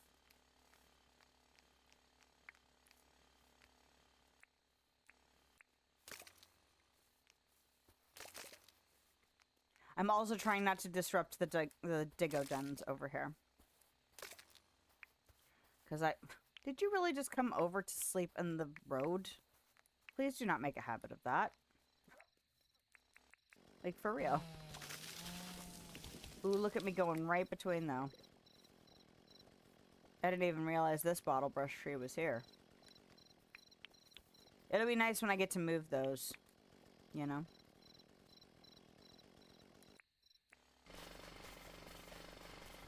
Or is it in the middle of the road? Is it right in the middle? No. Okay. I was like, oh no! Not that I would chop it down for the road. I will wait till I have the mover thingy. Which I only really know about as theory at this moment. I think I've seen people use it like once. I think it might have been a Rhyme and Nora stream where they were doing some moving some things around. I was like, oh, that looks cool. I've heard about it before then, but hadn't seen it in use, and I don't have it myself yet, so.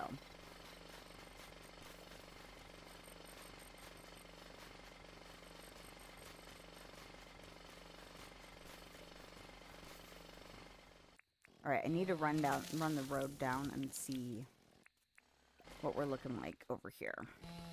Make sure I'm not getting off from the plan.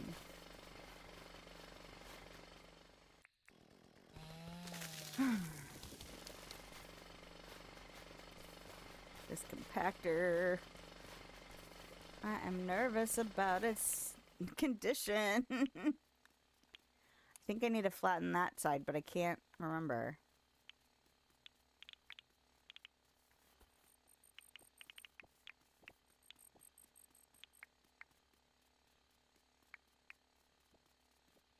Okay, this should be the middle of the road, yes?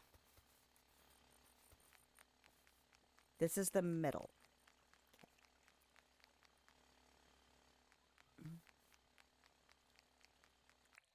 Ooh, I'm gonna need more pathing soon. Oop. Excuse me, sir. Good, I've cleared at least enough to make the road. So even if my compactor runs out, at least I know the road can be constructed. Fantastic. Now, that is going to be right through the middle of the ranching area. So there is a possibility that if I can figure out how to run the road through the animals, that I might have to rip some of this back out. But that's because it's hard for me to fully grasp exactly what I would need to do to try and execute what I need to do. Holy crap! Ran out of road. Well... crap. Alright, what I can do is I can run out the rest of my compactor so I can get them both charging overnight or whatever, you know? So let's run it down as much as humanly possible. Oh my gosh, I'm so excited for Halloween. So excited. I'm ready, ready, ready. Uh-oh.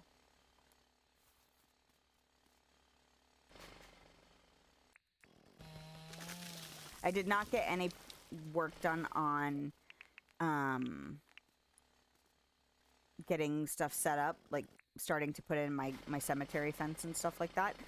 But I did get some gardening stuff done and clearing out a spot near my fence is made out of real fence boards that needed to be replaced, so they're really weathered looking. They look so good. But anyway, if I don't say so myself, apparently I do say. But they've been sitting outside because they're meant to look weathered and run down. So if they... I never put them in the garage last year. Oh no!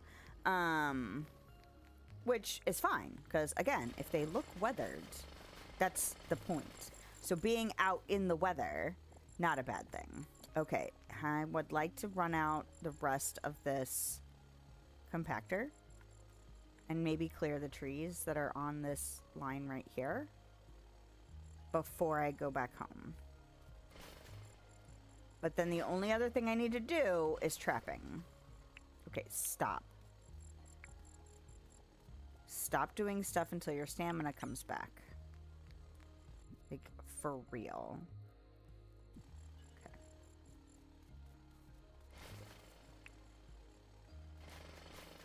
I think I just need rocks for the road. I don't think I need to turn it into cement, so that's good. Any second now, this is gonna... There it is. Okay. I do think there are some more trees in line. That one. This wattle, which I can't grab the stuff. This tree, this rock. And that way tomorrow I can just come out and finish the rest of it.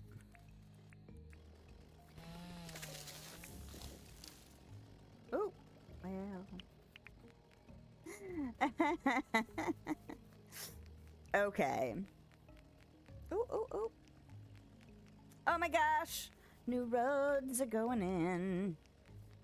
But yeah, there was some place that I was like, ooh, I could maybe try out like a little transition area here.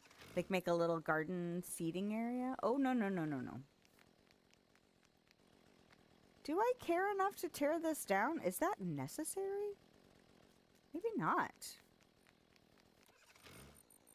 Maybe I won't do that.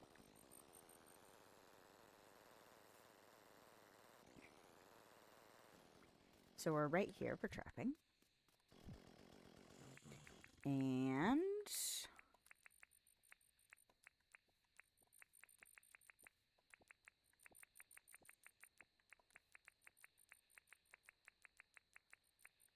okay.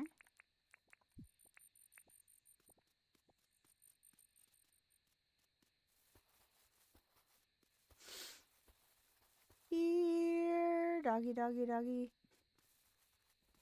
May I hit you with my frying pan?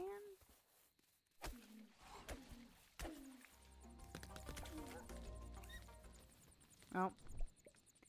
Sorry, buddy. I mean, my goal was not to save the Diggo, but, you know. Now he has succumbed to the fire.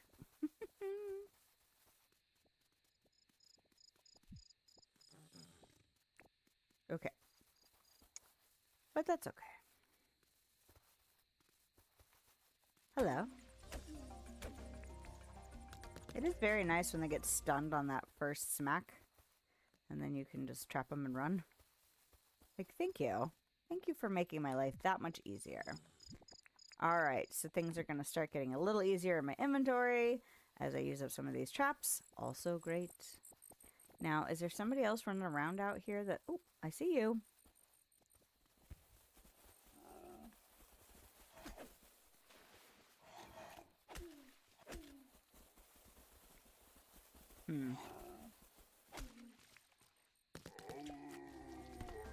Oh.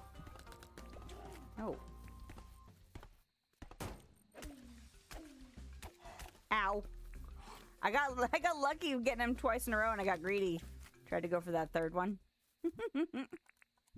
Okay, let's do this. Where am I in relation? Okay, I'm there. I just didn't want to lose track of where that trap was so that I could go back and get him. Okay, so tomorrow's goal is to finish out that road and maybe move and maybe get the deed. Hey.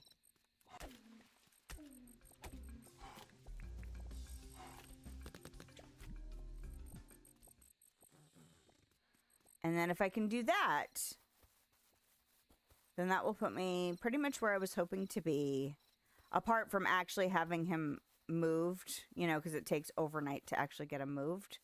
That'll put me pretty much where I wanted to be by the end of today's stream. So fingers crossed that I do not get too distracted by all the stuff. I still need to go pick up that crocodile that I trapped.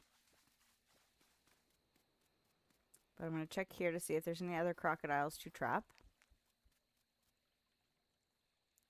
Look for a critter in the water. Hey, look, a critter in the water. Fantastic. Feed my fish, apparently. Now, does that mean I can have lots of fish in there? I wonder how that works. Hey. You and your friend. I will trap both of you. Come here. Hey.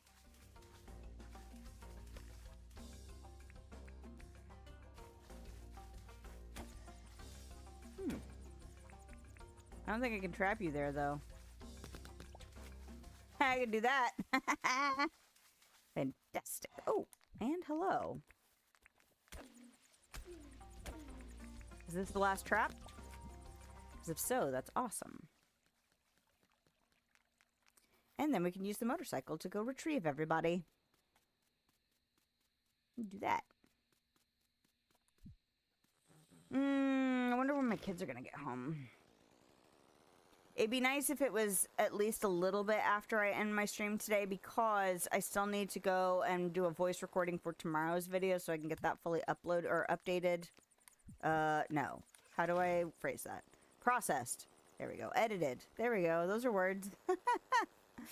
And uploaded, because I need it for tomorrow. So it'd be nice to get that stuff done before, you know, chaos ensues once the children arrive. But we'll just have to wait and see. Because it really comes down to, you know, my parents. My parents took them on Friday. So that's 2 whole nights, which, you know, having 2 relatively young kids come visit for 2 evenings can be exhausting. It's exhausting having them here. And not in a bad way, you know. Sometimes I say stuff like that and I wonder if people are like, are you just being bitchy about having kids? And the answer is no. It's just, it's a tiring thing.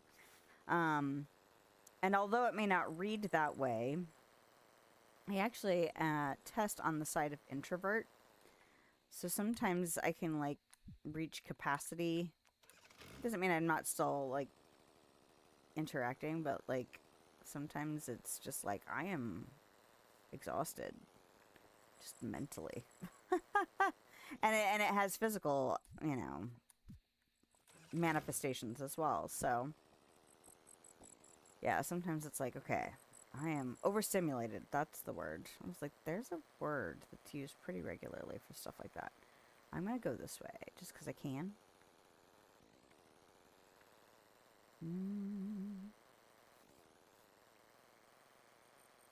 Oh, hello. And I should be able to pick up a lot of this crap now.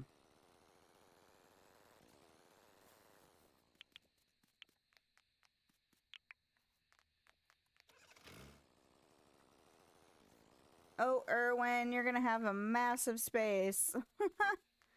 Because he's actually going to live on the other side of the pond. This little pond over here. Let me go look and see if there's... See, I'm going to have to make sure they're cut off from the river. Because the river is where this guy is coming from, I think. So, I'm going to have to make sure. Because I don't think they spawn in here. There's some fish. What does it say on the map? I'm in a billabong.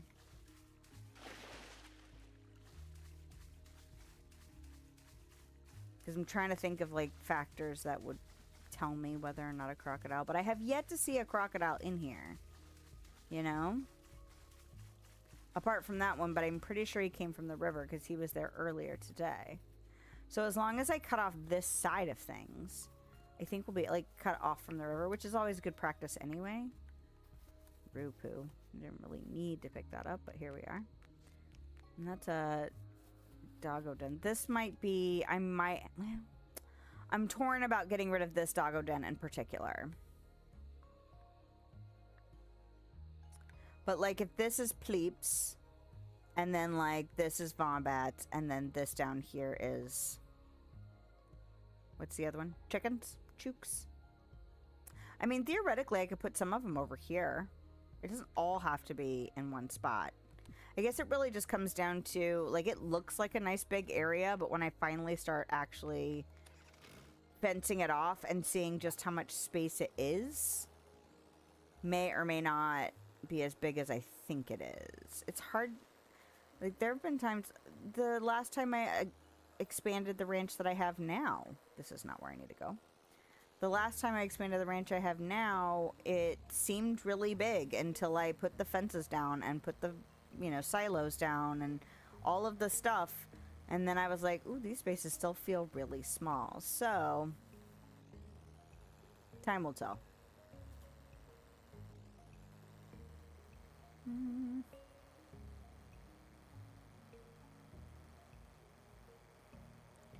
Okay, so I've done my trapping. And I'm going to put all my crap away. I'm going to feed this fish. So, should I catch another fish? Should I try and catch another fish that's not the same fish? Or should I leave it to test for a bit? These are the questions. These are the ways that we overthink the things.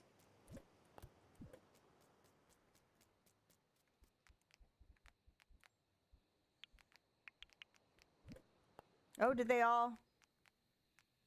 They all have gone. Okay, good.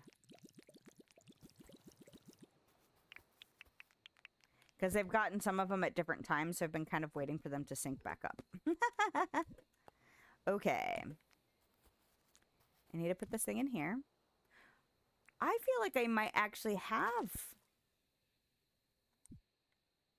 Do I have some critters stashed? Yeah. Good job. Good job. Remembering what you have. Fantastic. All right. That's all my stuff. Okay, good, good, good. Now, we sleep.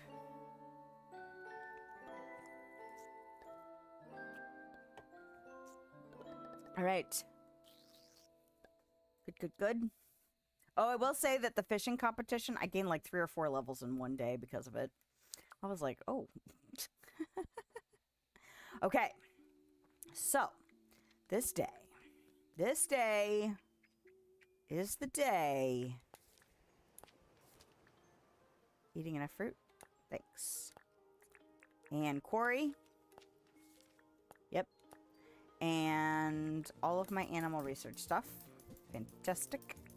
So now we deal with the animals.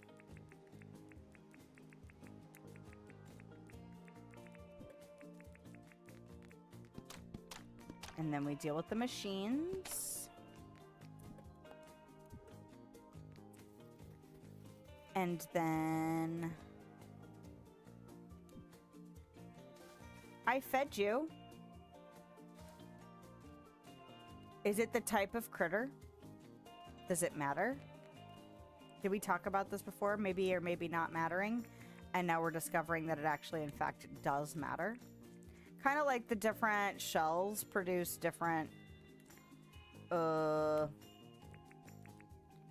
takes longer or less, it takes more or less time depending on what kind of poop you put in. It's also the quantity, like the quantity of the shells. It's different depending on which one it is. Maybe the same is true for critters and roe production.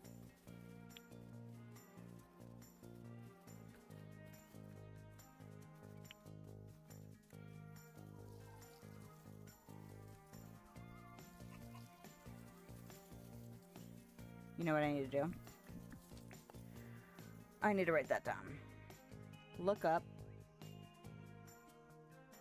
fish pond Dinkum. There we go. I may or may not remember. Probably remember at an inopportune moment. I need one more milk. Who are you? Are you the one? You are the one. Good for you. Hello, chickens. You guys gonna be ready to move soon? Because that's what's happening. Your whole life is gonna change. And hopefully I won't lose any of you along the way. Ugh, that's gonna take some doing. Okay. It's not terribly far. I think if I could make sure that there's no like if I cleared this for crocodiles and stuff, it'll be fine.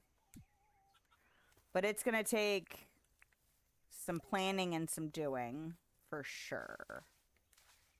What are you doing? I mean, I'm glad you guys are into this little water feature thing. It's the whole reason I made it, besides the fact that it's cute. But what were you doing up there? Oh, nobody's in the corner yet. Rowan's thinking about it, though.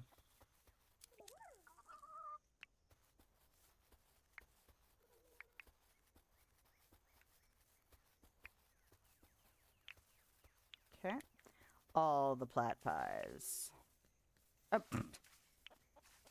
Okay, little pleep surfing. It's fine.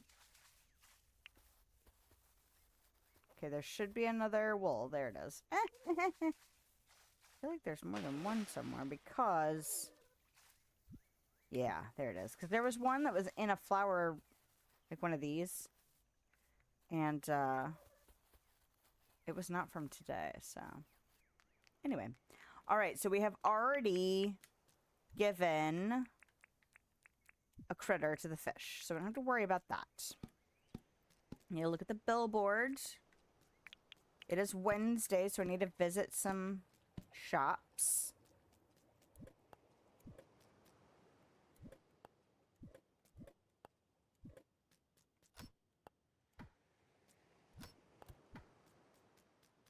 What else do I have in my person? Some poop. And my tools. Oh, crap! What did we forget? Compactors. It's fine. They won't take that long being completely depleted like that. Ooh, an alpha bush devil. Don't mind if I do. I'm gonna go ahead and stash... Oh my gosh, so many freaking miner's helmets. I have, like, a ton of them now. Okay, so we're gonna go visit Melvin. So... Oh, I got a beehive again. Nice. Okay. I have so many beehives now. It's ridiculous. I mean, not in a bad way. Just like, holy cow. Okay, so we're gonna go visit Melvin.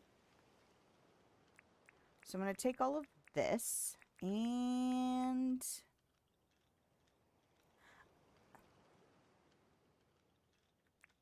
I don't know if I need a diving helmet for the mine in any way. What else is in here? I'm going to put these in here for now, though. Because they take up so much room when I'm not actively trapping that I should probably do that. Okay, we're going to... Oh! Where are we going? Where's this bush devil? Not really in a convenient location. We'll go there from, Do I have the motorcycle here? Right, yeah. I thought about getting more motorcycles and leaving them by all the telepads. And that way... I don't necessarily have to drive to the places where they are. But I'm like, you're inevitably going to have like 14 motorcycles at one telepad. And then all of the others will have nothing. And you'll defeat the purpose. I won't get 14, but you know. The best laid plans will inevitably be not as practical as you would like them to be. Okay. Let us drop off. You know what? We could go ahead and sell this stuff to John. Hey, buddy.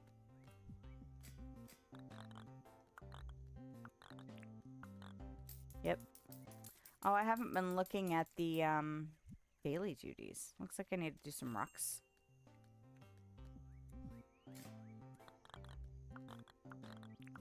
Thanks. Then we will go visit Melvin and Franklin and then deposit money. Nice. That's a good Warimu egg. Nice, nice, nice. Okay.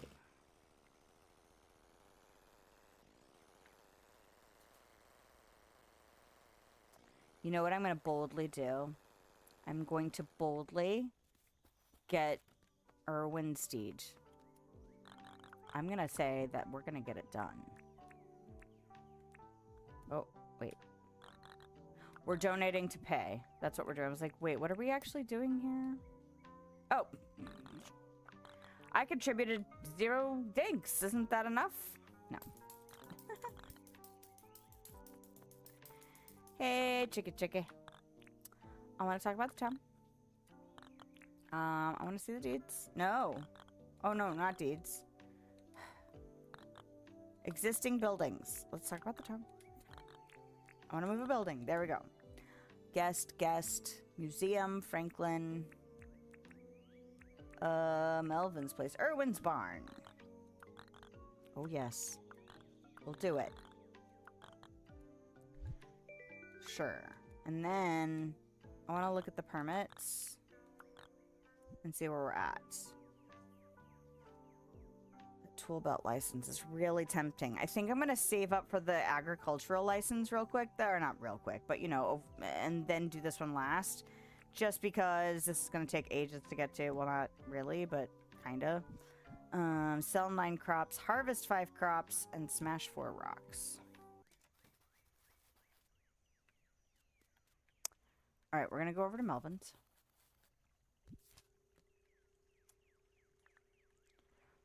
From Melvin's, we're going to run down and do the Alpha Bush double. I might wait until... Is there anything else I need to do? I need to sell stuff.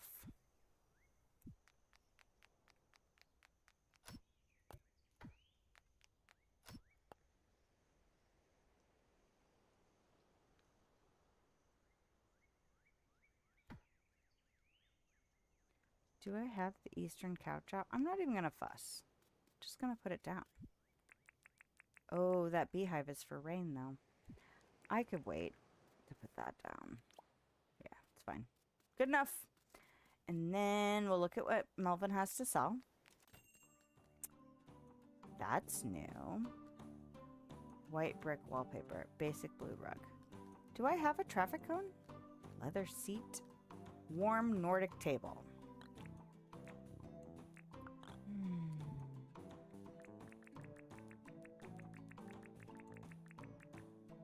I do have the table. Oh, traffic cone? No traffic cone.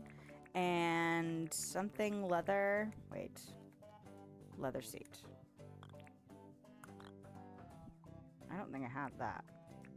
Oh.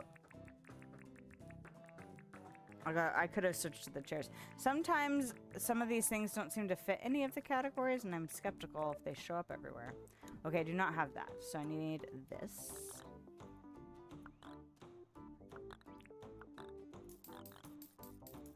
And then I need this.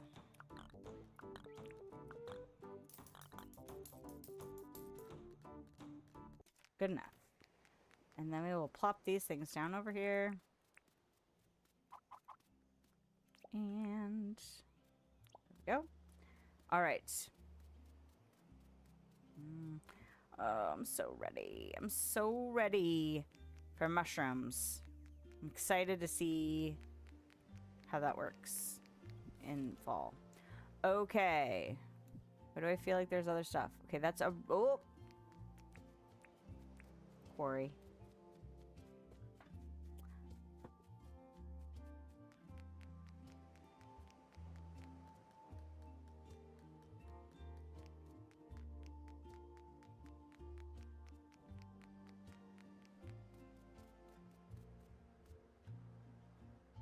There we go. Oh, and some of these are done. Like, done producing.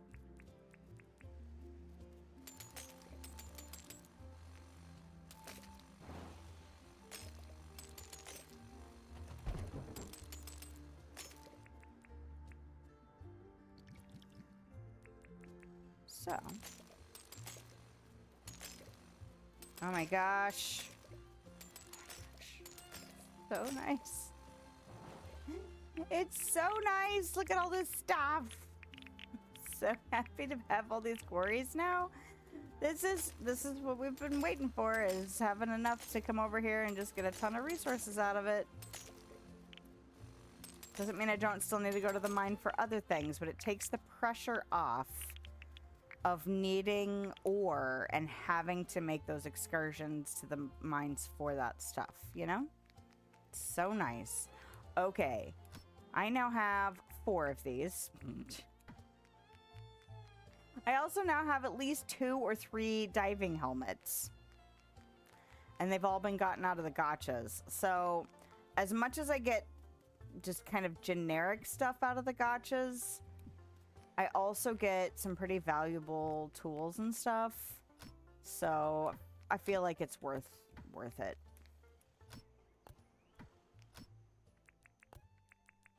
Red tile path. All right, so now I need to go drop off all this stuff. This is not what no. Okay, have I crammed stuff in these? No. Okay. I need to go home first. And then I'm gonna go finish that path. And then I'm gonna plop Irwin down somewhere. That makes it sound like it's going to be random, and it's really, really not. Still. No. I don't need anything out of that box. Okay.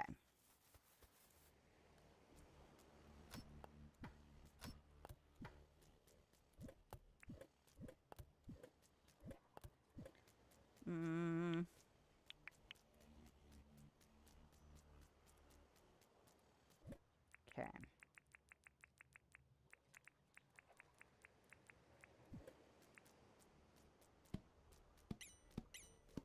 Excuse you? Oh, it's weird.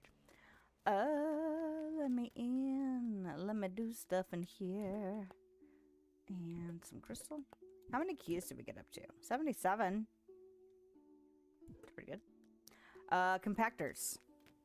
Good to go. Fantastic. Go back to center of town, grab the motorcycle, go down, finish plotting out your path. And then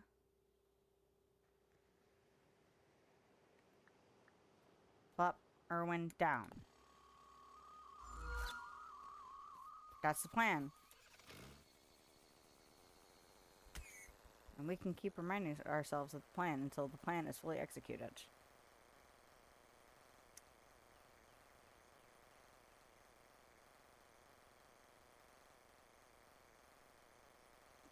I'm chasing a birdie.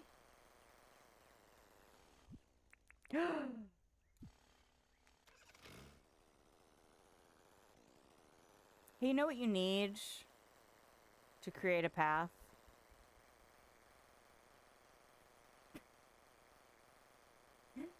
You need pathing to create the path.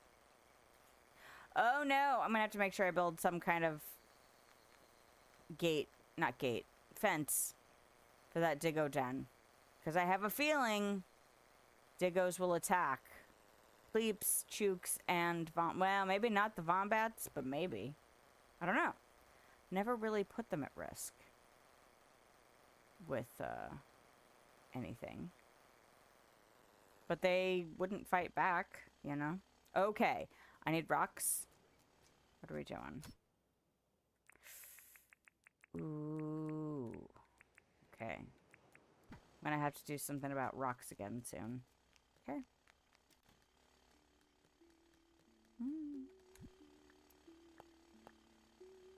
It's this. Oh, it won't let me. Okay. Oh.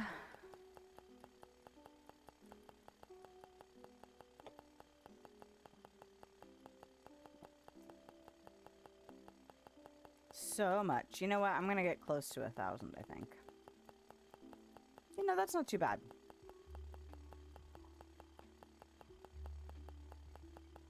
As far as, like, rocks consumption for that? Craft. It's not bad. What was it? Just over 100? Something.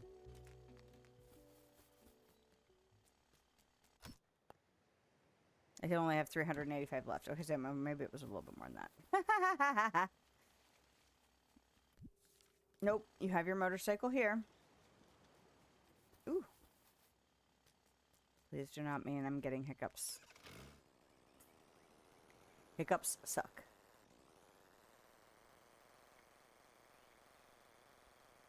Just freaking out in my farm area over here. Please don't. Oh no.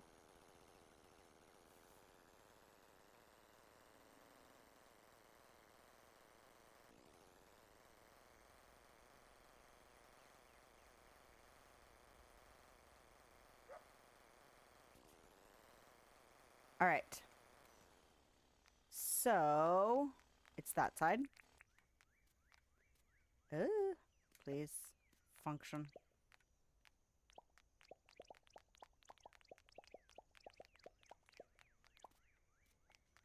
Okay.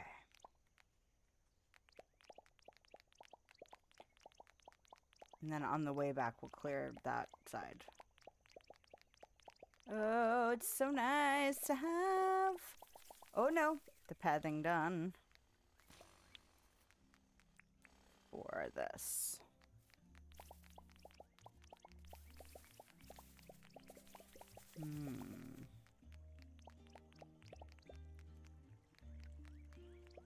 You know what I do get to do tomorrow, though? I get to get my final numbers from my book sale event.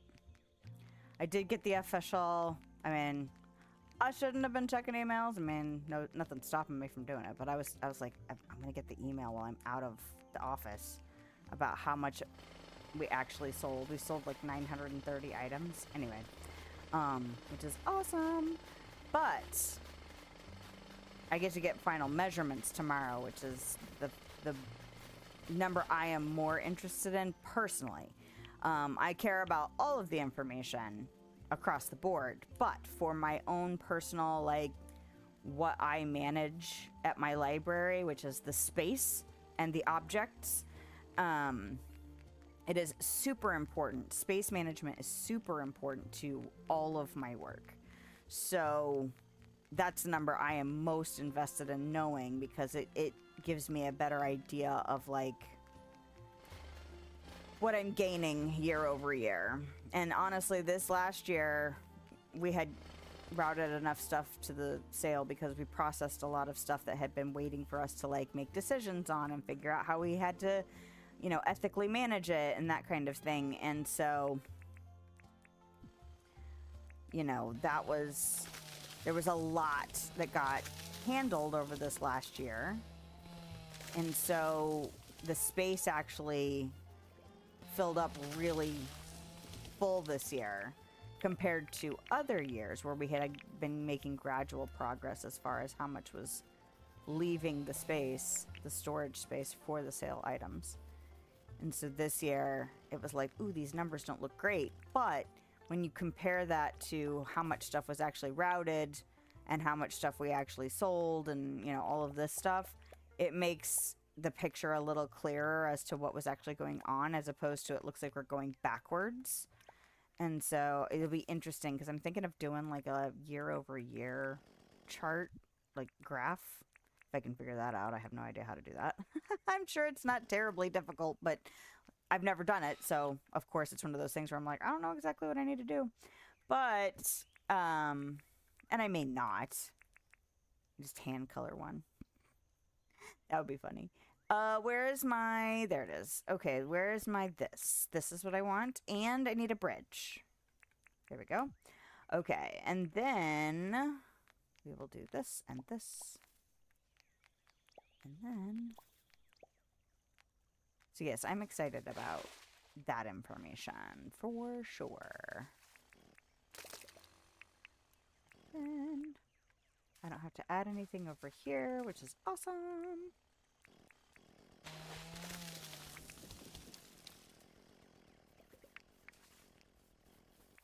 Ooh.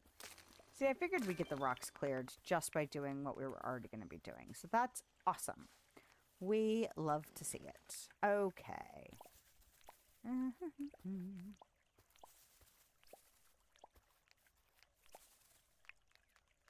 Okie dokie. Why won't you let me? Is it too wide? Is it too wide? Okay, can we...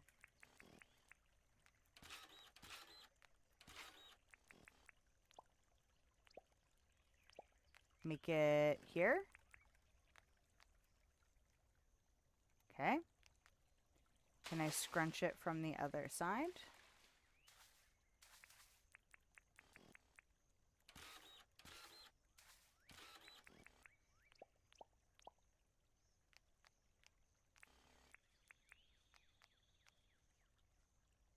Why? Is it this stuff?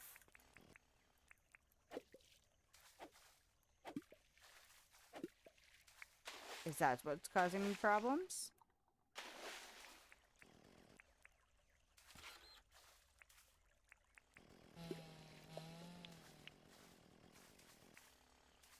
Oh, and then I can't get rid of it, can I?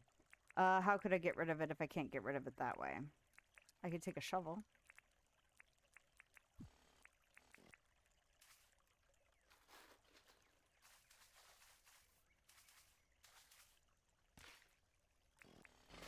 There. Because I really don't want it. Get out! Yep. Now, does it need to be...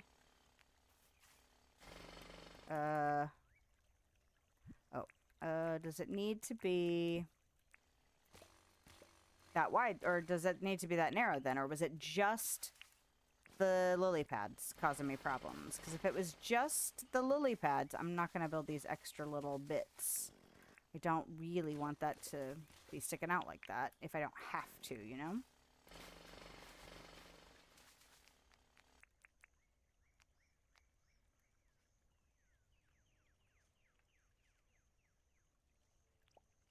And it was... oh. It's a little wider than I wanted it to be.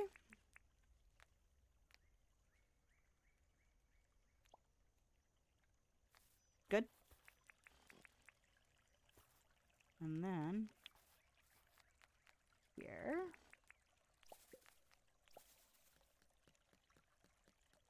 And... here. And then... originally, I had thought about putting Irwin down here. So, I mean, I could run the road here and then run it somewhere down. Or I could put the Pleeps over here and have their water be here. Ooh, that's Diggos, though.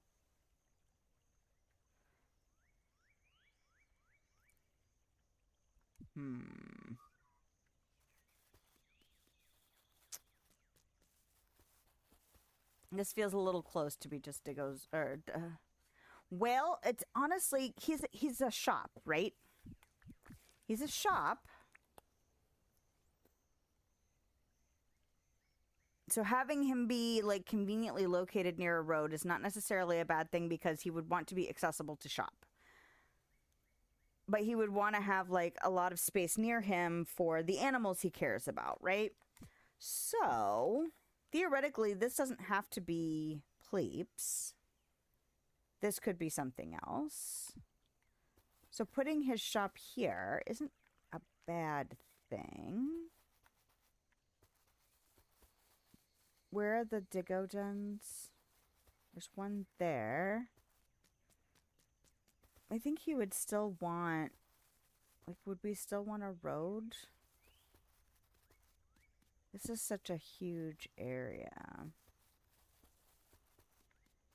Because originally I think I thought of having him down here. Because I thought I was going to end up either, like, coming underneath.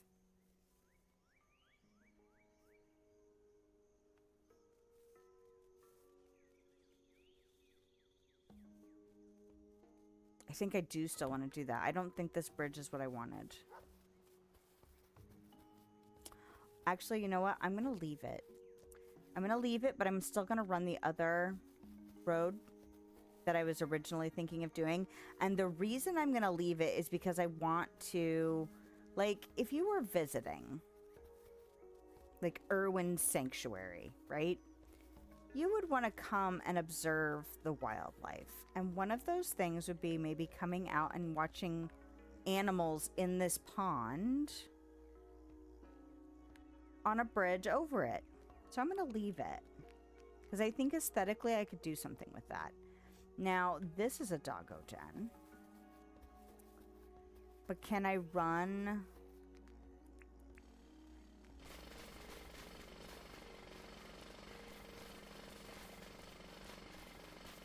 How many rocks can I break down before the doggo den gets ruined?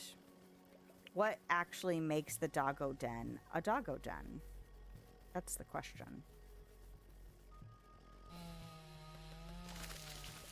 Could I tear down this rock, and that's it? Could I do that? And have it still be a functioning doggo den? Diggo den? I don't know.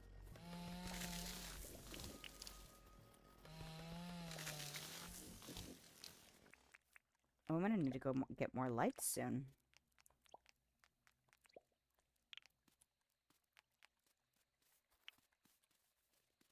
Ooh. Well, I'm gonna risk it.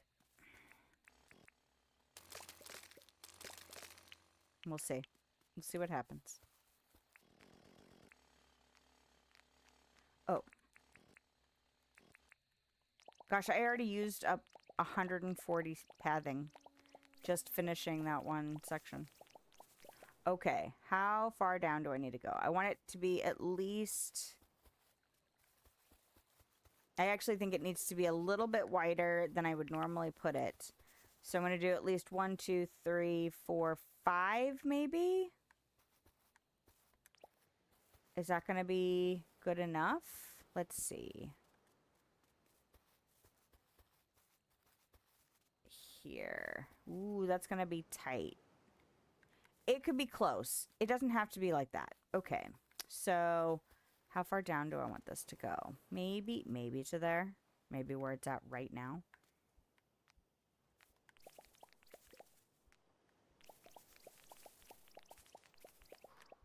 Okay, so I'm thinking like this is a fence or this is a fence.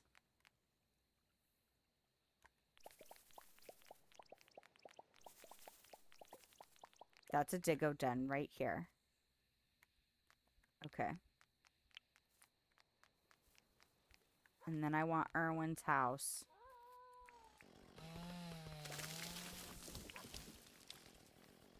Guys. We're busy. Irwin's house could be here. Oh, is that another diggo den that I don't have marked? He's going to be surrounded by diggos. All right. Well, let's mark it. All right. I feel like that one might be one over there, too. Yeah. Look at that. All the diggos. Fantastic. Okay.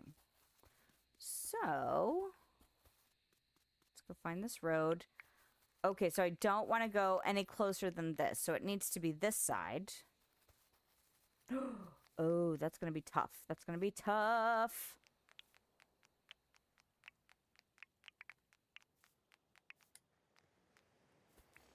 Okay. We're doing okay. It's fine.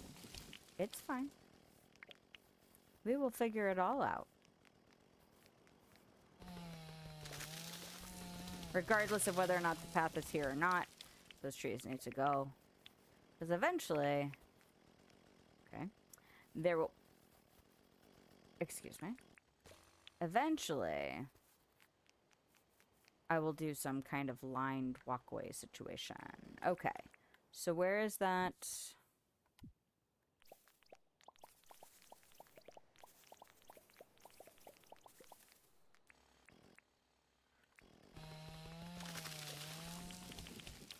Theoretically, I could put this right up to the water and do a fence right here. My concern is trying to make sure that I've got spacing for a lined walkway and room for the pleeps and room for a fence to keep them in place. But also, like, you know, if you were visiting, you would need to have clearly defined spaces for the animals. But like when you go to, like, say you go to a zoo or something, that sometimes they have fences right up next to the enclosure. So theoretically, the path could be here, and then the fence could be right next to it, and people could be on the path and watching. It doesn't have to be like a special spacing thing. So, and I think I'm more concerned about preserving this Digo Den than I am... Although, are you stuck, buddy? Because if you're stuck, I might do that so that you can get out if you want. All right. But I still want to tear down that, and I still want to take down this. Especially before we get too late.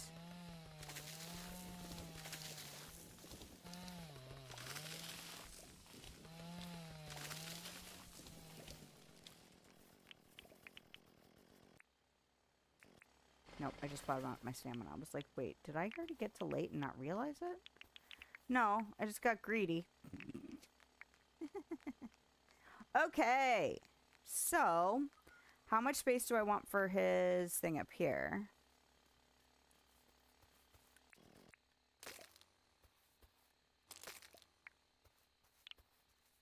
And how much... Ooh, I need grass seeds. I want to make sure that his house goes down on grass. For sure. 100%. Okay. Oh my gosh. So after I do move Irwin, I need to start coming up with some kind of strategy and... Did I not actually take that all the way down? Dumb. Okay. Getting the animals over here. So I'm going to have to start blocking out their actual enclosures. Okay. Oh no, I forgot about this side. No.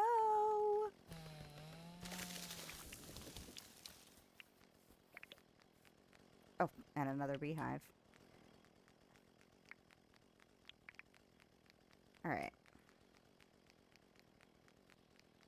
I also kind of wonder if I should eventually do like a more natural pathing through his area, because I feel like of all of the characters, Rain and Irwin would probably be the most into natural pathing.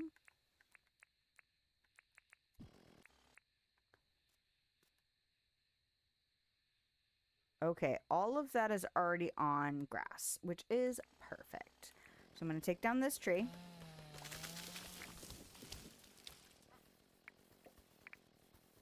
And then we're going to take down all this grass, because I want the seeds.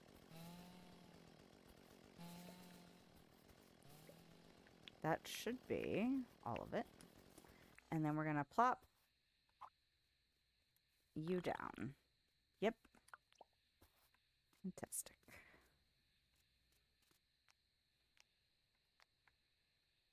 Perfect.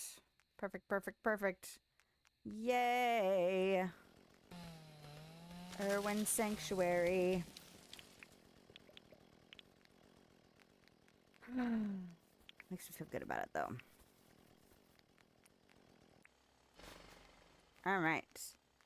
And then we'll run a fence here. And we'll probably follow it along a little bit. I mean, I want them to make sure that they have some land as well, but I'm really interested to see like what they will do with a huge water feature. Okay, so where does this need to come down? I'm gonna go ahead and pick this up here. And we're gonna need... Really? Can I actually take both of you? I'm not running special just for that. What are you, crazy?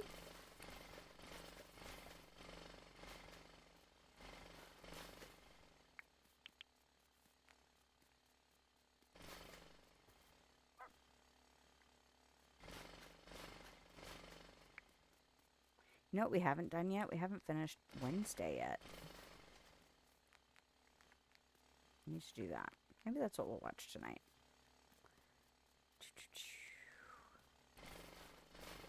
And it takes so long when you don't have... Do I have... I was kind of hoping I had bush limes on me, but I see some right there. So I'm going to try and get some of those. And then, do these give me stamina? They do. But it's not crazy. I don't really need it to be crazy. I just need it to be better than nothing, which is what I currently have.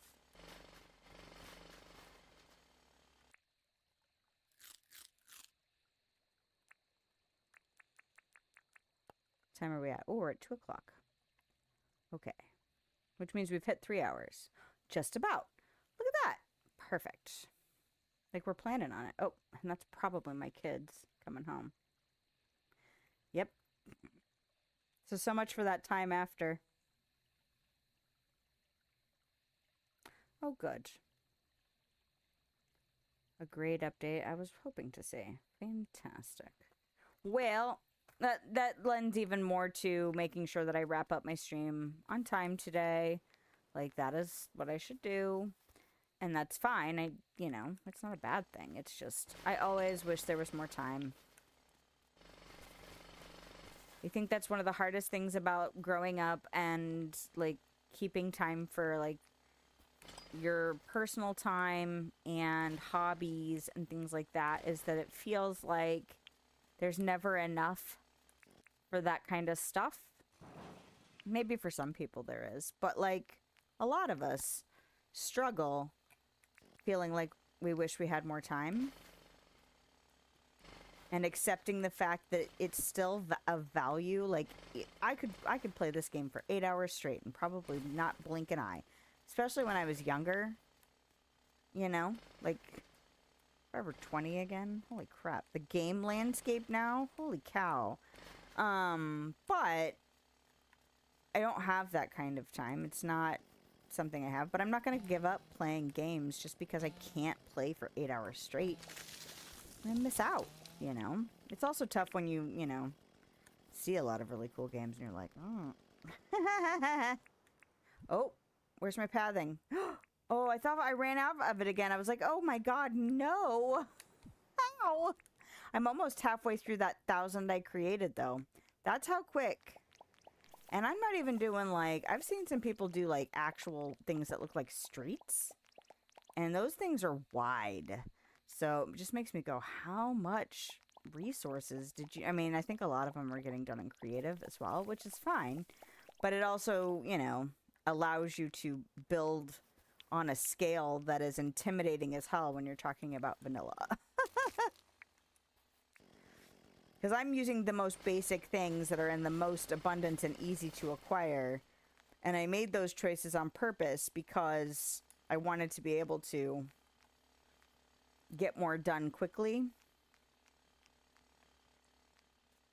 or sooner. But yeah, it's a lot of stuff. Okay, so Irwin has been officially moved.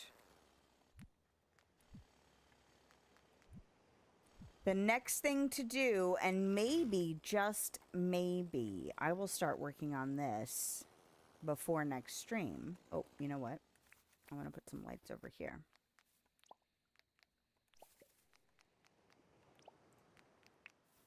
Oh. Wonder if I should put this light here. If not, that's fine.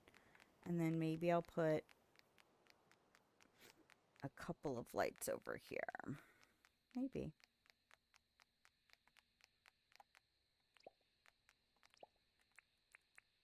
But I'm going to leave this for now.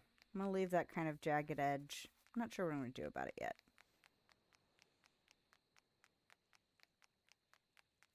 And keep my eye on this pond. Look it up. Okay, look up croc spawn. Croc spawn. Dinkum. Okay. All right. Kind of want to take this bike back to town because I've got these.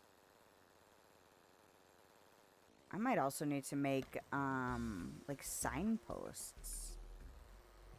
Maybe.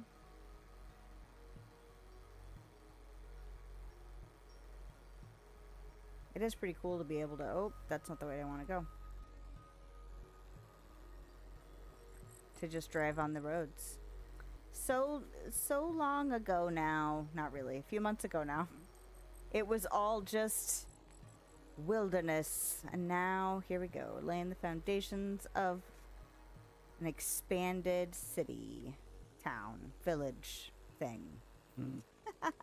I did start working on adding more mud to my wishing well area, because that is a lengthy process.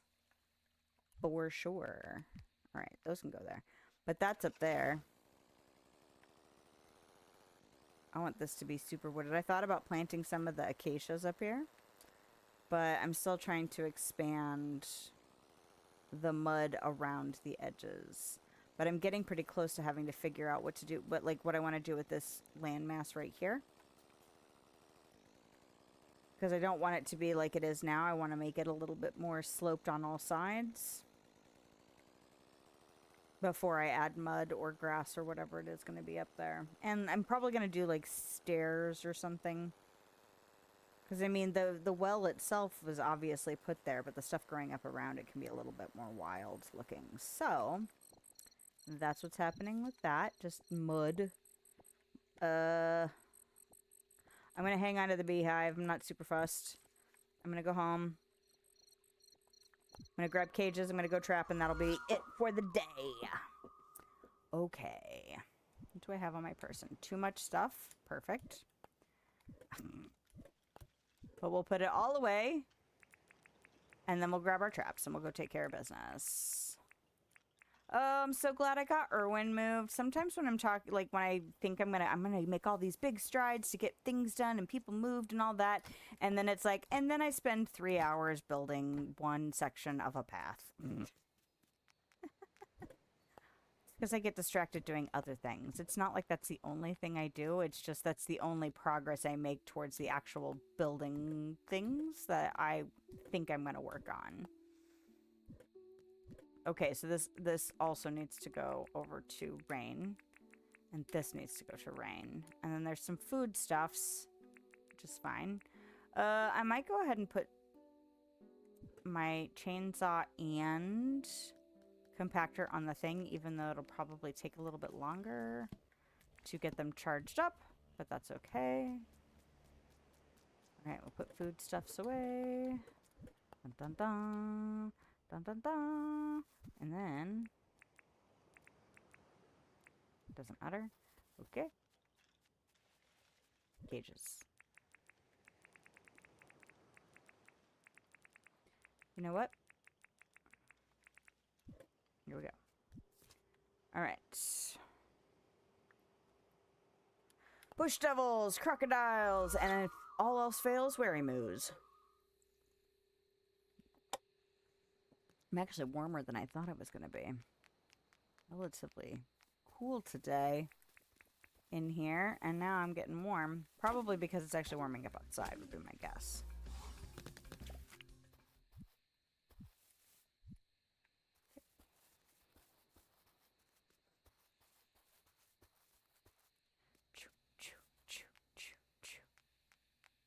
It's weird. I made that big thing, you know, I don't even remember how long ago it was, where I finally moved, like, all of my town into the middle of the map. And honestly, I still don't regret doing that. I enjoyed doing that because it allowed me to expand my farm and kind of develop over time kind of things I like and things that I knew that I needed to fix.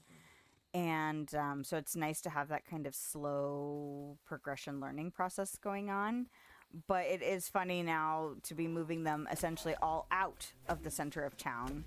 They won't be moving all together because they were originally all together near my home. And now then they moved all together to the center with me having my home outside. And now they're all going to be moving into their own places. So it's interesting to be at that stage, you know?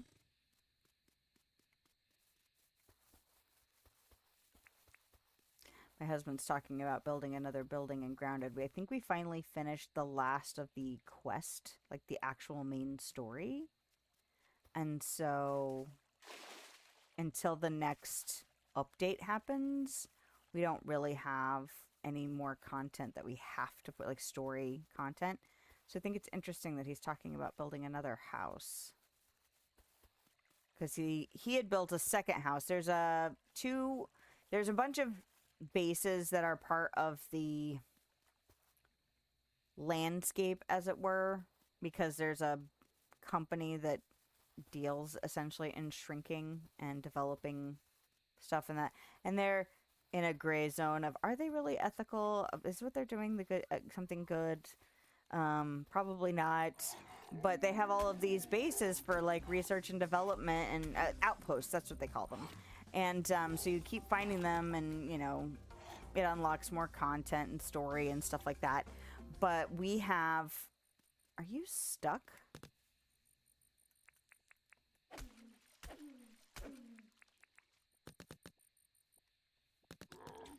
Okay. And then what I want to do, because I kind of don't like it when when these things develop like this, where they have no way to get out. I don't like that. I'm just going to fix it, because we're here. And then... Can I not actually pick this up? I would like to pick this up. Let me pick this up. There we go. Okay. There were a couple more of you guys running around. But yeah, I thought it was kind of funny that he was like, oh yeah, we should build a cooler base. And I'm wondering if you want to do that ahead of the next update. Oh, and that was the other thing, was that there are outposts, and the two that we've made our main base at are connected with like a... Not a teleporter, but like a tube system. And so you go in one end and then you pop out the other end. And so we decided that would be good to put up a base at one of them, so that, you know, we could get across the map really, really fast if we needed to. And so I built the one at the first one, and then he built another one at the other end of it, so that, you know, each end has kind of a big base. But we haven't really put a bunch of storage and crafting stuff at that second one. And part of it's because it's like, we don't necessarily need it. Where is it? Up here? North? I went the wrong way. Okay. North, woman, north. But he's like, yeah, I haven't really fully fleshed it out, A, because it's connected, and B, because he doesn't think it's the one that he really wants, like, a big cool base at. So I think the next thing we're going to do in that game is try and figure out, like, where would we put a big cool base? And what kind of building would we want to build? Because, you know, even though the ones that we have now are kind of big and a little bit fancier, they're still pretty basic structure-wise. So it'd be interesting to see. And speaking of Jersey, I saw that he put up a video for a base on that, so I thought about watching that for inspiration for building in Grounded 2. Grounded 2 is a little bit more my style of building, because you can actually build what look like buildings, as opposed to making things look like buildings out of dirt. You know, you're actually using walls and floors and ceilings and stuff like that, and that's not really the case in this game. And I feel like that makes it more challenging for someone who struggles with decorating anyway, to conceptualize sometimes how to make things look cool and interesting. Because you're also struggling with, like, different kinds of building blocks, essentially. Is there another crocodile over here? I see one. I would like to trap you, sir. Could you come with me? Nope. Alright. Well, I'm gonna have to turn on the fan when I'm done in here. I'm very, very warm at the moment. I think it's supposed to get up into, like, the 90s today. It was really nice last night, although it was still pretty warm. A little bit humid. Not too bad, though. But it was nice. It was nice weather. Last time we saw the band that we saw was in February, and it was freaking freezing. So...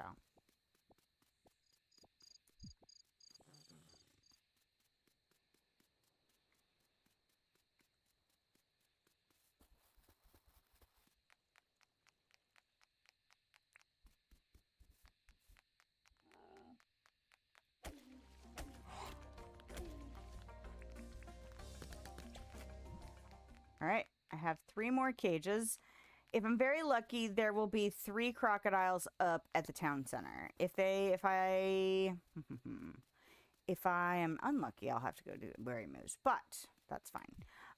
Oh, that was something else I was thinking about. So originally I was thinking about moving the visitor tent, and I was kind of thinking of putting it up near the wishing well. Now, to be fair, the wishing well is not terribly far from the town center and the telepad that's there.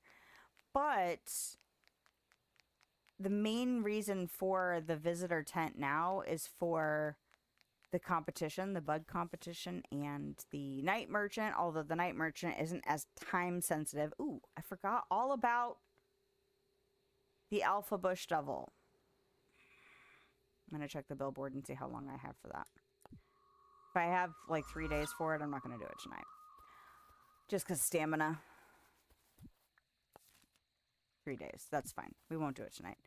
But I don't want this to be so far away from a telepad that it inhibits competitions. So as much as I want kind of in the end to maybe have this center thing, well, I don't know. I like the bandstand being near the town center. I like the bell being near the town center. I don't know. I'm still thinking about what I want to do with this center island kind of thing. Okay, I'm looking for crocodiles. That's what's happening. They're usually over here, though. Oh, please let me catch crocodiles here. Don't make me have to work too hard.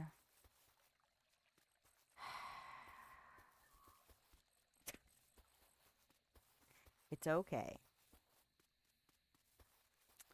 I'm trying to think of what else I have to do. I have to do some voice recordings today. At least 1 full video's worth. But I've already caught up on laundry. I mean, I took a shower yesterday, so I'm going to take a shower. I'm just trying to think of, like, what I might need to do. Okay, where is the... Oh, I went the wrong direction. Because I came from the ocean side and not the bridge side. Alright. We'll go this way and catch some wary moves and then go home and go to bed.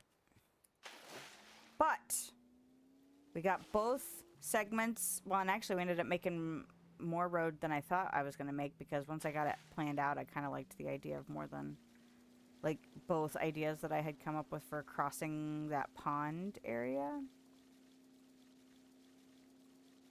So that's good, but I got that stuff done. Nope.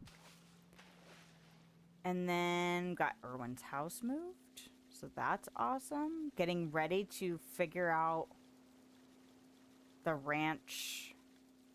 I don't have to do everything, but I have to make sure that things are fenced off, that the road between where they live now and where they're moving to is not super dangerous to travel, which will probably mostly be because I clear, like, that morning I'll go and deal with crocodiles and stuff that have spawned.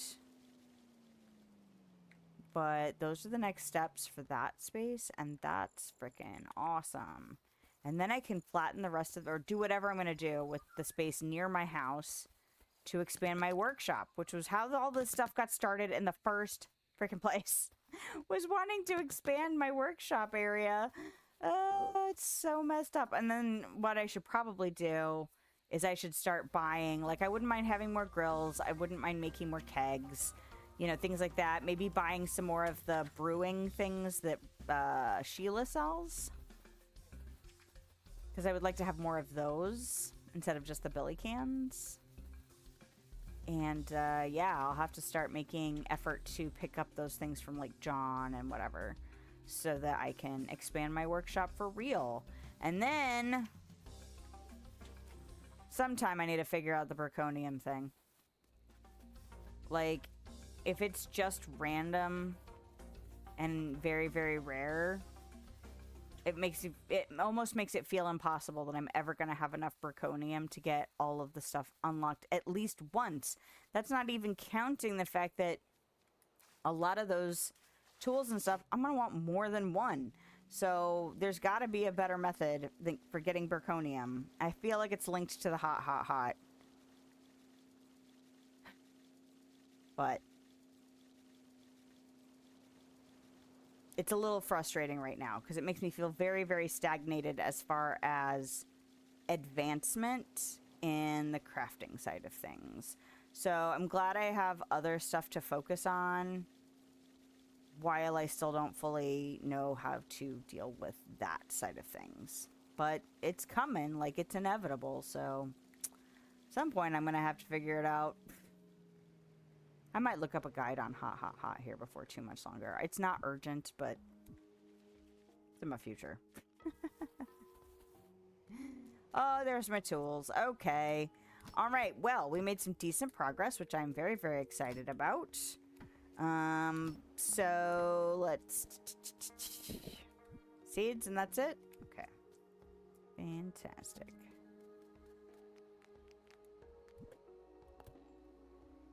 So my anniversary is on a Thursday this year, and I've already talked to my husband about what because he was like, well, what do you want to do for our anniversary? And I'm like, I don't know.